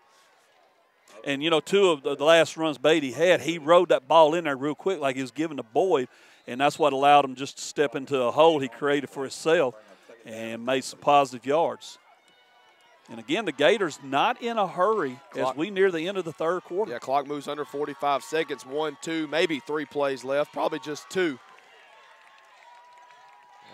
Deep motion, and we've got whistles. Flags. Yep. Don't know if one of the Dragons jumped or if it's going to be an offside against the Dragons. What the call across the left. So it'll be offsides on Junction City to give Foreman 5 more yards. And that's been 20 here in the last couple of minutes that Junction City has gifted the Gators. 32-13 is our score. 35 seconds to play in the third quarter. Gators have it. 2nd down and 4 from the 8. Beatty under center. They fake the Boyd. He's going to keep it. Looks for the pylon. He's in for the touchdown. And there's a flag. Hold everything. Good possibility. Looked like could have been a face mask. We'll wait and see what the officials do tell us on that. But the touchdown is going to stand. And they're going, the touchdown stands. We're trying to see what the flag's going to be. So touchdown stands, makes it 32-19 here with 21.6 seconds to play in the third quarter. And if the penalty's against, here we go. We're going to get it right here. Face mask, Junction. That I did not see. They'll tack it onto the kickoff. I don't know where the face mask could have been. He scored. Yeah, and then the flag comes out right after that. If anything, it's incidental contact. I mean, the play's over with. That I don't understand. Like you said, 32-19, 21.6 seconds remaining. The Gators attempting the extra point. And the third quarter is almost history. High snap, but the kick is true and through. And that's cut it back to 12. 21.6 to play in the third quarter. We're going to step aside for 60 seconds. Junction City football on the Dragon Sports Network.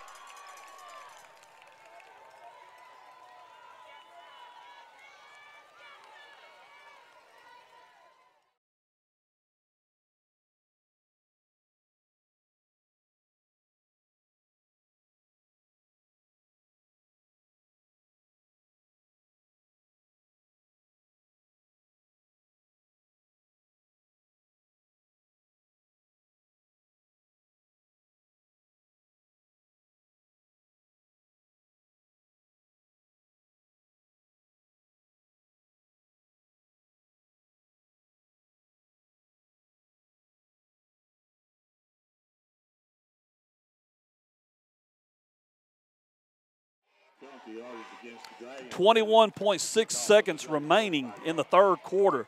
Junction City 32, Foreman 20. And the Gators are going to have the privilege of kicking off from the Dragon 45 following another penalty. And, you know, hopefully Junction City, some of these seniors are going to have to talk to a couple folks to get everybody settled down. Just curious to see what the Gators are going to try to do. Junction is looking for the onside kick. I think they're going to see it here. That's what they believe. But they're not. This kick is going to go straight to Cook. I don't understand that. Cook comes flying through, goes to about the 30, and Coach King is livid. He has been very displeased with his kicker so far tonight. I mean, he kicked it straight away to Cook. Yeah. And guess what?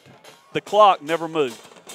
It didn't. Did not move. It One did not move. Single second. 21.6 as the kickoff, and after they run it, still 21.6. And let me emphasize, after you run it 23 yards, it never moved. He's fast, but he ain't that fast. That's what I'm getting at. In the shotgun, they give to Cook. Bottled up, still on his feet. He's going to move back to the right side. 40, still with one man. Cuts across. He's back across midfield.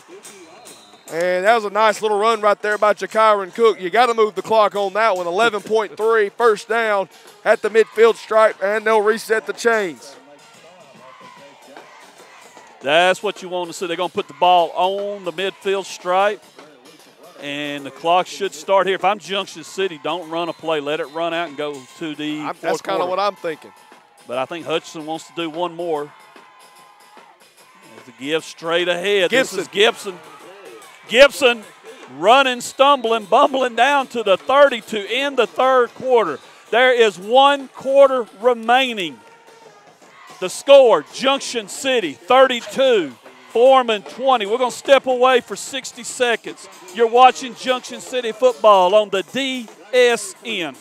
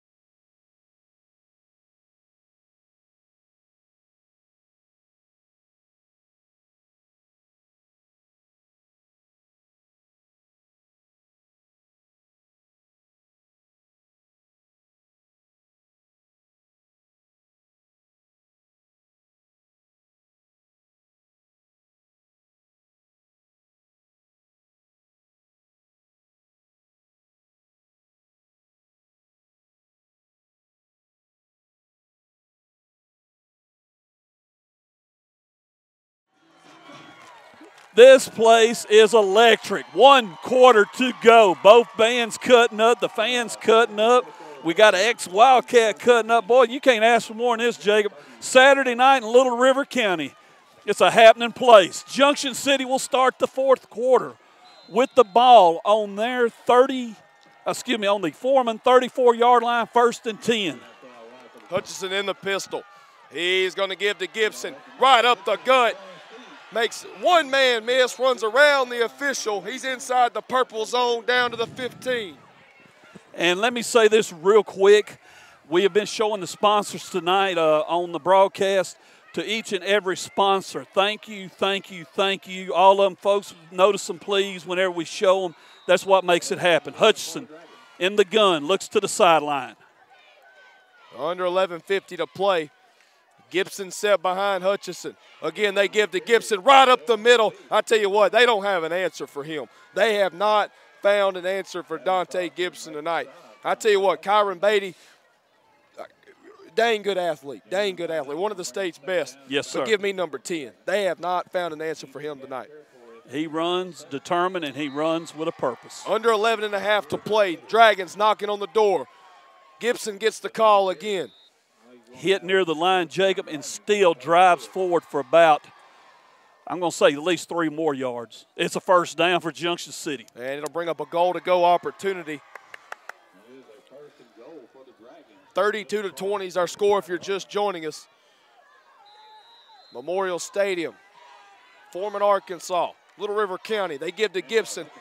And Foreman finally realized that, hey, till you can stop them, going to keep calling his number, and they do. And we're under 11 to play.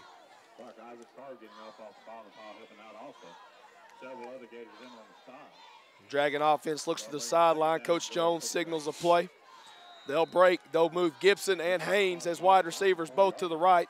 Kidwell a tight end to the right as well. Cook in the backfield. They give to Cook. Straight ahead. And touchdown, Junction City. 38-20. The lead for the Dragons is back to 18 with 10:41 to play in the fourth quarter. This offense, give them credit. They have started answering, and they have kept pouring it on.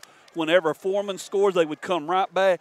That's the sign of a champion. That's what you want to see. Junction City, the Dragons tonight, overall so far, there's still 10:41 to go, has turned in a great performance. And I believe, Jacob, yep, we're going for 2.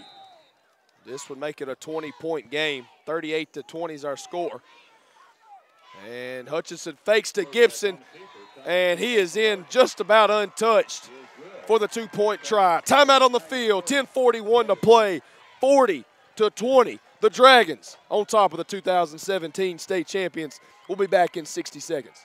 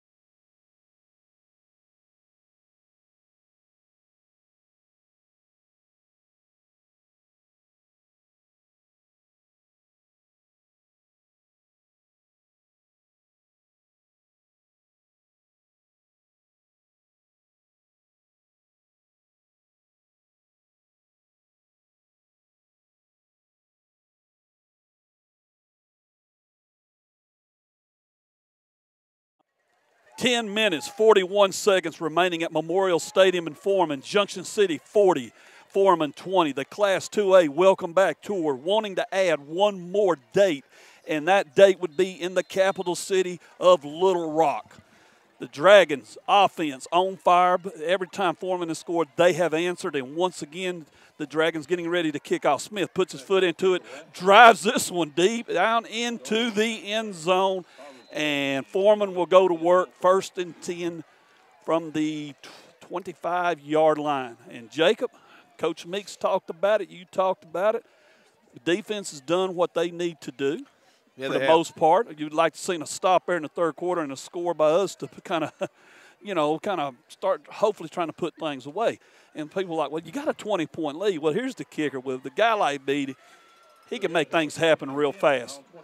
So you're wanting the Dragons to, put the clamps on him and let's finish this off. You can feel the excitement building, especially on the Dragon side. Everybody's like, hey, we're very close now. 10:41 to play, 1st and 10 for the Gators. Ball at the 20-yard line, middle of the field. They're going to stay in the flex bone. And Beatty will keep right up the middle, runs into the back of his own lineman, but it'll be a nice little gain there for the senior quarterback. They're going to give him 9. Yep, 9-yard gain there. And so bring up 2nd down and 1. Clock continues to run. Foreman in no hurry. They have not, they have answered our question. They're not changing up. They're going to keep doing what they're doing, and at this point, I am happy for them. And again, Beatty will keep, and he's wrapped up from behind. He'll pick up the 1st down. That'll stop the clock to reset the chains. They'll spot him at the 35. Livingston on the stop for Junction City. Clock will run under 10 minutes by the time the next play. Ball is snapped for the next play. 40-20 is our score.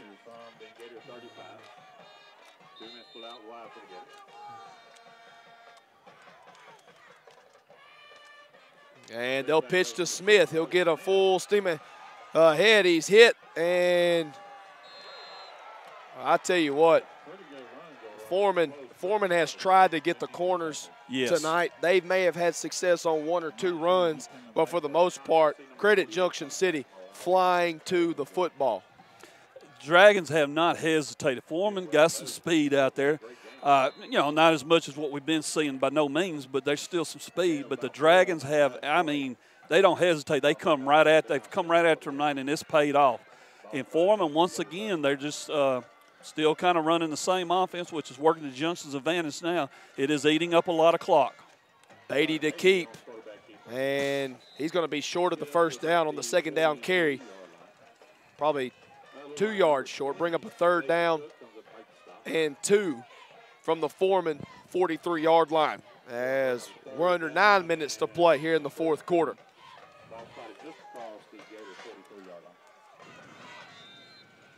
Gators in no hurry.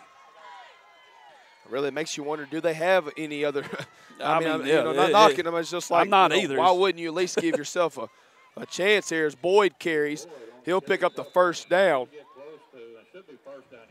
They're going to spot him at the 46. He needed the 45, so that will move the chains. Maybe number 47, Tanner Barnett, on the stop.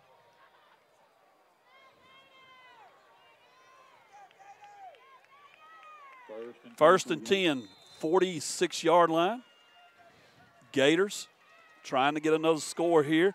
Wanting to throw. Now, Beatty being pressured, rolls out, still looking, and he's pushed out of bounds. He did have intentions there, Jacob, trying to go down the field. But you can tell they're not comfortable trying to throw the football. There's no flow to it or anything. And credit Junction City there. They had 2 guys pressure him. Carroll and Livingston were in his face. He rolls out thinking he's going to have some real estate, and it's Barnett and Javassier Cook there waiting for him. He really didn't have nowhere to go. Great coverage on the back end by Devontae Gilbert, the sophomore. Yes, it was, indeed. And like we talked about, it's like the way they covered him was like, okay, run to us. And he has no choice except try to circle back, and he couldn't do that. They've got all 11 in the box. And they'll take Smith in motion. Beatty will roll out to the left. Slow read, still on his feet. Picks up the first down. He's down inside the 45, just shy of the 40. Actually, they're going to give him the 40. They've had some success there tonight, loading everybody in, slow reading back to the left or the right, where where there's more bodies is basically just common, simple math. Let's get some more out there than what you got, and let Beatty do his thing. Let him make the reads, and it paid off for him there with the first down. Under 8.5 to play, 40-20. Junction City on top of the defending state champions. And it'll be a pitch. It's going to be a little triculation here. And great coverage there on the back end by Gilbert. Outstanding coverage. Wow. They are going, I'm sure you're going to hear, we can hear him here to whining, but he turned back to the ball, put a hand up and everything, did what he was supposed to do, played the ball. Outstanding job of Gilbert. I'll be honest, I didn't know if he was going to look back, but he was, that's textbook. He found the receiver because he knew he had to slow down and then found the football. I mean, that's really, really good job right there by the sophomore. Brings up a 2nd and 10, 8:10 remaining. Beatty comes to the line. Junction City. Defense set. Here's the keeper by Beatty. He's going to pick up, Jacob's going to pick up about 3 yards. And I'm like you, I don't mean to be critical, and I'm satisfied with what they're doing, but you're not giving yourself the best opportunity here. If you're Foreman, for the Dragons, on the other hand, hey, take your time. We're in no hurry. We are in no hurry at all, and Foreman is doing just that. They're getting this play sent in. Clock runs, 7:38 remaining in the game. Beatty scans the Dragon front 7. 3rd down and 7. Got to think it's 4-down territory. They'll pitch. And nowhere to go. Nowhere to go. Gibson got there. Javassier finishes the deal. And it's a 4th down. And we'll call it 10 from the press box. You said it a while ago. I'm going to say it now. I'll take number 10 any day of the week. Yes, sir. Yes, sir. Throw in Kidwell, his lunch pail, and his hard hat. Yes, sir. Yes, sir. I'll take any one of them out there in white jerseys any day of the week, to be honest with you. Solid playing right now. So for Foreman, hey, Jacobs, 4th and 9, 6:53. No doubt they're going.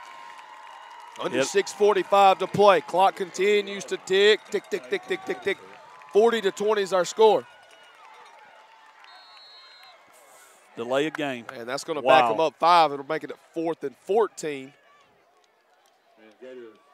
Yep, delay of game. The center did. The center was getting ready to snap the ball. Where did everybody go? He looked up and they're all left. Bless his heart. So now So it's a penalty. Yeah. Did they call timeout? Because it makes you wonder why Foreman's going. They're all coming to the sideline. I think he did. So we're going to take it with him. We'll be back in 1 minute on the Dragon Sports Network.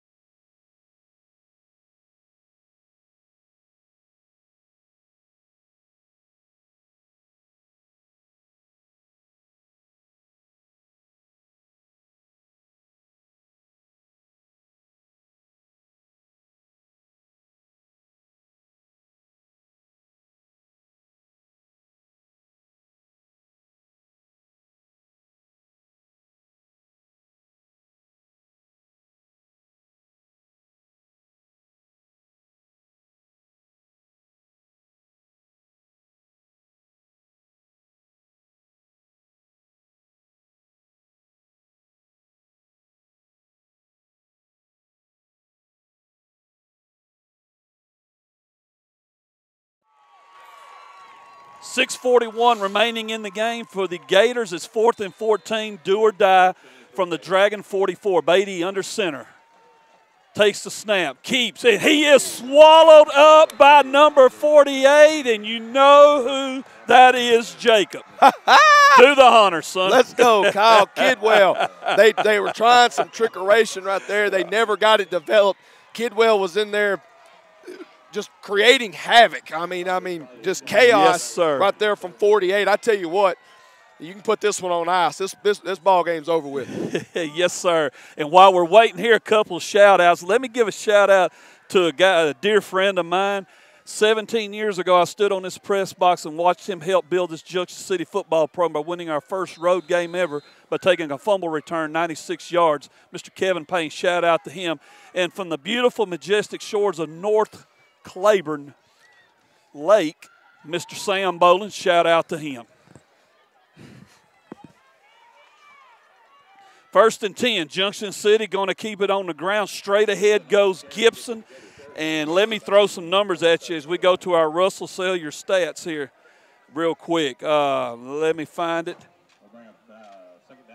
And here we go. Now, not counting the last run, which I'm going to say he got about 7. Dante Gibson, 28 carries, 226 yards, 2 TDs. Cook, 9 carries, 93 yards, 3 TDs. Between those two young men, doing my Miss Estelle Waller 5th grade math, that is about 330 yards of solid offense tonight. Outstanding job of those two and that offensive line of Junction Cities. And adding to it, here comes Mr. Gibson again. He's got the first down, and he stays inbounds, more importantly, to keep that clock running. And Junction City was slow to the line of scrimmage. They're going to try to just keep eating, let that clock just tick away. Love it. I love it. And that is what they're doing. Under 5:45 to play in the ball game, and you can start to feel it. You can start to feel it here in Little River County. Woo. I love it. I tell you what, my hat's off to this team. I was just standing here thinking all they have been through. You know, there's a lot we could say here as we watch it wind down. And again, nothing fancy. Here comes Gibson, and he's getting a little help there. But I want to touch on something. We brought it up in the Smackover game, I remember, and then with the way things went down at at Haynesville, and it's just this team's got to find an identity. That's one of the last things we said before the Lightning come in on us. They have got to find an identity. I want to tell you what, folks, a football season is not one game or 2 games. It's the whole schedule. And this coaching staff and this team brought it all together. And starting with strong, they have been on a roll. And I'm here to tell you right now, the Class 2A Welcome Back Tour has added one more date. It'll be December 7th, next Friday, as the clock goes under 4:40. Again, the call goes to Gibson. He gets tripped up, but not before he picks up about 2 or 3 more and keeps the clock running. It's going to bring up, let's see, I believe that will be, well, the chain gang. I think, oh boy, he's leaning over there pretty hard. There we go. It's going to be about 4 yards needed for the first down. And if you're Junction City, you just want to keep rolling and keep it moving. 32-yard line is where the ball is sitting with 4:05 remaining. Dragons in no hurry now. No need to be. Play clock at 5 seconds. They do need to snap it here. Hutchinson gets under center. Snap to give. Here comes Cook. Cook stutters, goes into the line. And he might get a yard, I believe. Maybe not too much more than that. It's going to be 4th down. But the main thing you're looking at right now is a clock that is melting away. And with it goes Foreman's hopes of defending their state title next Friday.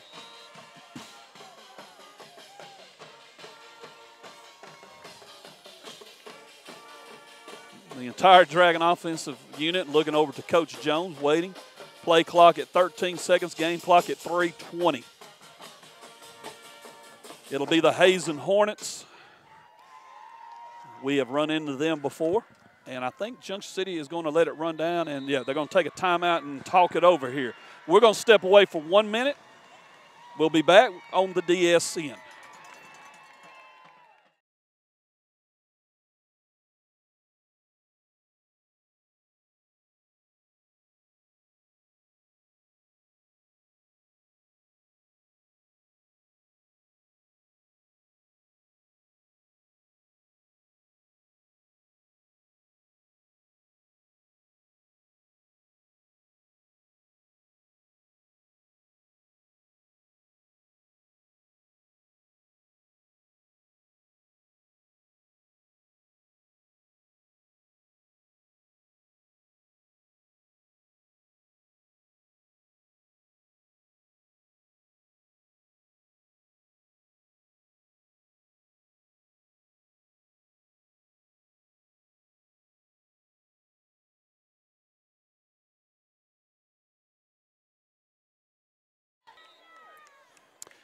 3:08 remaining, 4th and 4. Junction City, of course, going to go for it, try to get a first down here and just keep melting clock. Here's a quick give to Gibson. Gibson cuts into the middle, and it's going to be close. I believe he got it. Dragging off his lineman saying, yes, he did. It's going to be close. Let's just see. 3:02 left on the game clock, and they're going to, let's see. I guess they're going to say he didn't. They're going to say Foreman held. Give the Foreman Gator defense credit. They did. But now with 3:02 left, let's see what they're going to do, because they have got to make up a lot of real estate in short time, and I don't see Burt Reynolds or Jerry Reed down there anywhere on the field. Do you? I do not. I do not. Long ways to go and a short time to get there. Just watch old Bandit run. That's it. 40-20 is our score, 3:02 to play. And they'll pitch to Smith. And they're trying to get that outside. It has not been open for business most of the night. Clock continues to run, and Foreman,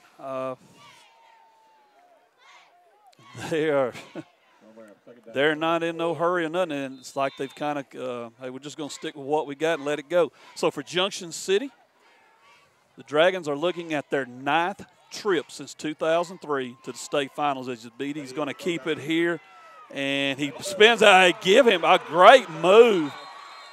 A great move by Beat. I mean, give that young man credit. He running hard, got hit, spun out of it. He'll get knocked out of bounds at the, let's see where they're marking this at. They're going to say he went out before the hit at the 46-yard line. I thought he got down a little further than that, but nonetheless, 1st and 10 from the 46-yard line.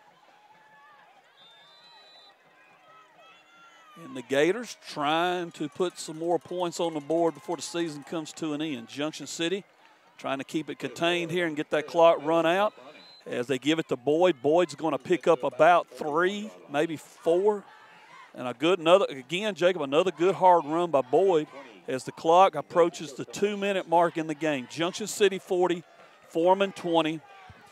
And I believe we can all say, without even looking at anybody, I think I can tell you who the player of the game's going to be, and we'll announce it here shortly. 1:55 left. Here's the pitch. Smith trying to get that corner. He gets around it, but not all the way. He's going to get a first down, but brought down hard by Jakaran Cook at about the 36-yard line, and that is going to be a Gator first down. The DSN, Dragon Sports Network, player of the game. I tell you what, when it comes down to it and it's all on the line, you turn and look at the seniors and you say, I need you to step up. I need you to take care of business. Number 10 did that tonight. Dante Gibson is the Dragon Sports Network player of the game. And credit the entire senior class. I mean, these guys, we can't express enough of just how much of a turnaround this has been. I mean, because we're sitting down in the parking lot down there at old Red Franklin Memorial in Haynesville, and we're thinking, oh, boy, I don't know what we're thinking. What are we going to do? You know, it's kind of the first thing coming to mind. And I tell you what we're about to do. Next Friday, we're going to hop in the old vehicles, 167 North. You hit the bypass in Sheridan. You book it on into the capital Fair Park city. Boulevard That's to the it. capital city. Yes, sir. Yes, sir. Yes, sir. 112, 111, 110. Second down and 2 for the Gators. They drops back, looking, being pressured now. And going to be dropped at the 31-yard line. And that will bring up 3rd down. The Gators will call a timeout. While they do, we're going to step away with them for 30. We'll be back.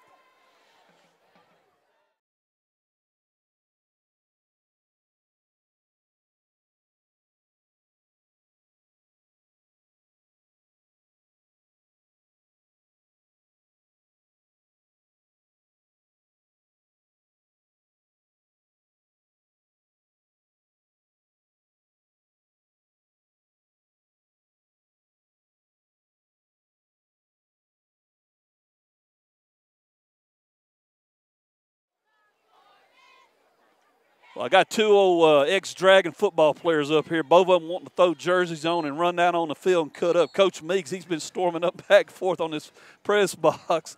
The other one on my right here, he's wanting to dance, but you can't dance on this press box because I'm afraid it'll give in. There's 1 minute and 2 seconds remaining in this game, folks. Junction City about to punch their 9th ticket to the Rock. That's going to put them in the top, I believe, 5. I'll have to go back and verify that. It's definitely top 10 all-time most trips to the state finals. For the Gators, they're facing a 2nd and 5 from the Dragon 31.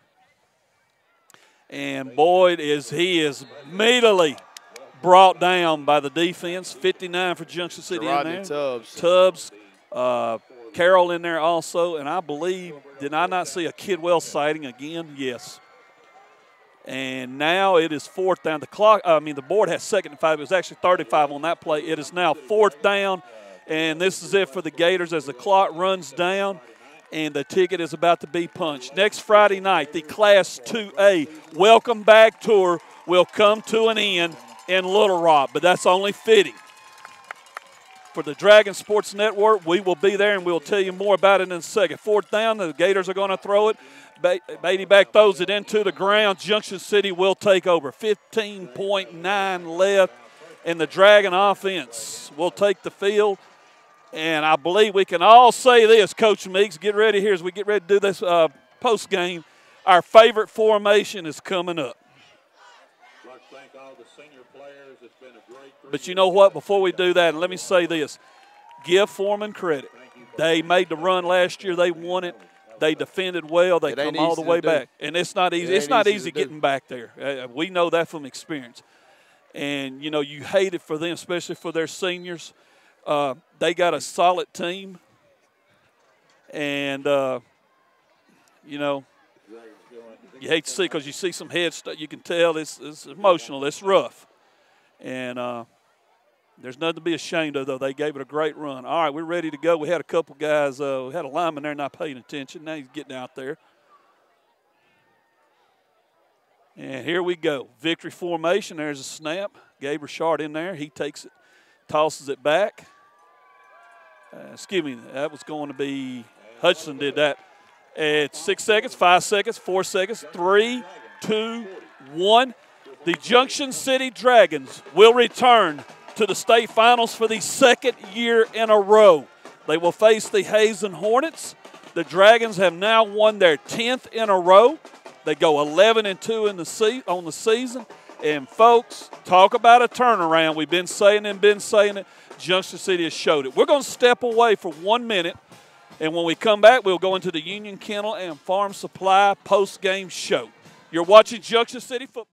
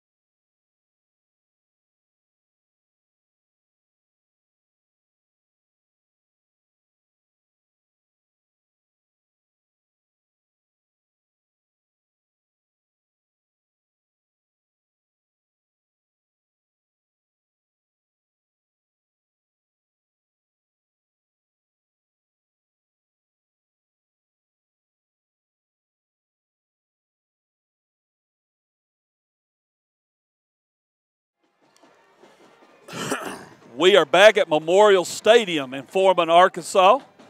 The final score, Junction City 40, Foreman 20. And Coach Meeks. Yes.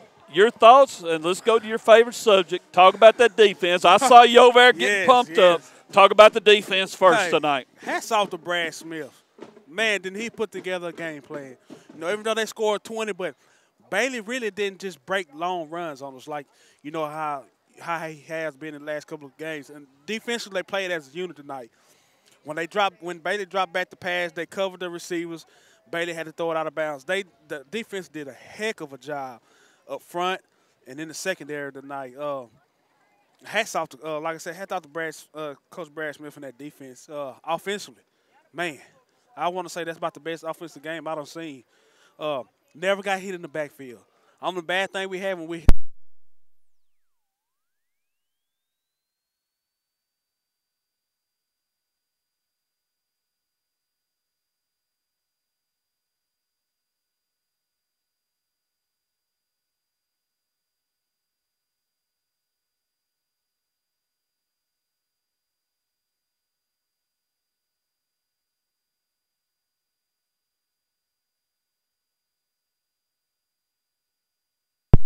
All right.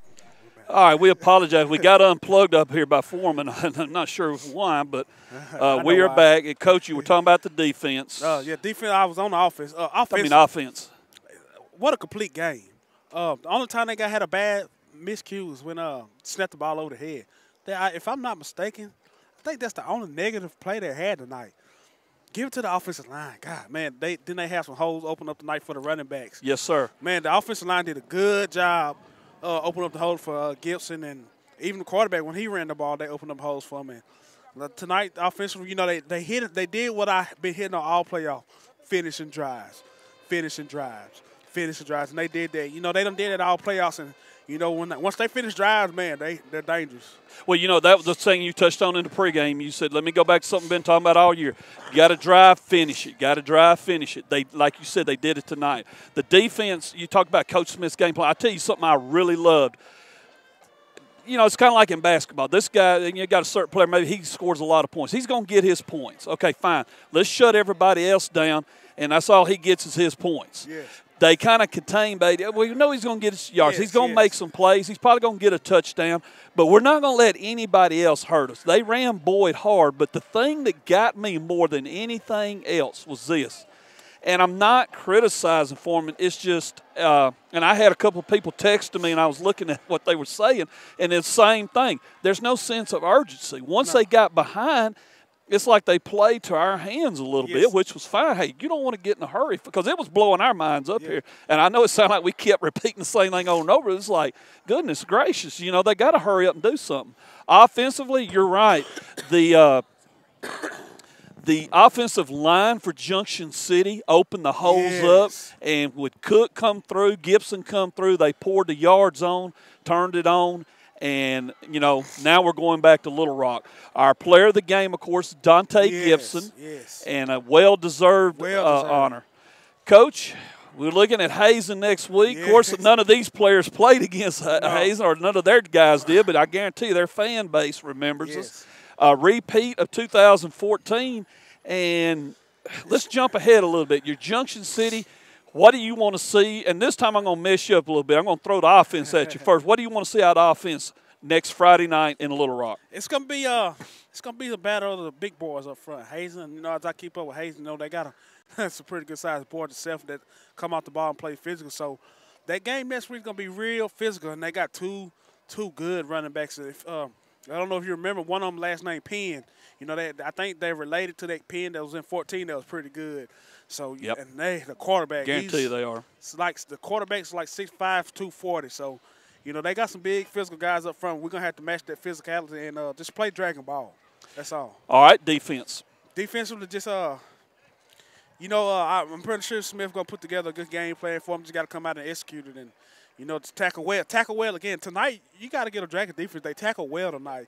You know, it wasn't no one-on, one-man tackling. I'm going to sit here and watch all 11 flew to the ball tonight. And did a great job containing, keeping Beatty in tight. You know, it's like they say, it's basically you're going to have to run to us. You know, they contained it. He had a solid game, and I tell you what, he is everything that was advertised. This was my first chance to get to see him, and I'm impressed with the young man. Played hard the whole game. Well, folks, we're going to wrap it up here on the Union Kennel Farm and post-game show. First things first, I want to thank everybody up here tonight. We kind of had some very interesting conditions up here. I apologize if there was a lot of we had some issues, I think, with the stream, but it's nothing that was out of our control on that. We did check everything up here, and we had solid signal, but nonetheless, got it done. The Dragons definitely got it done. I want to thank Derek Watts, Denton Ashcraft for their work up here tonight. Coach Meeks, thank you for what you do. The old mule rider standing behind us here, he hurried over here from the Agent Barry Live United Bowl and went ahead and took the task. We gave him the night off, folks. I'm going to tell you, we told him you take the night off. He said, oh, no. He was throwing just down his throat and drinking a ton of water. Yeah. But, Jacob, thank you for making it up here, helping us tonight. The stat guys down there, Chad Rhodes, always appreciate what you do, man. Our spotters, Mark and Monty Pumphrey, thank them. We're all heading to Little Rock next Friday night. Look for information on the school's Facebook page, what time we'll be on and all that, and or on Bordertown Legends, either one. But it'll start with the school's Facebook page. I want to thank Miss Melissa Pumphrey, everything she does for us. Give her a heads up. Let Junebug know she's got company coming. So that way she'll be ready. For all of the DSN, I'm Wayne Pumphrey. Next Friday night, the Dragons will go for the school's 7th state title against the Hazen Hornets. Everyone have a safe and wonderful Sunday. God bless you all. We'll see you next Friday night from the capital city.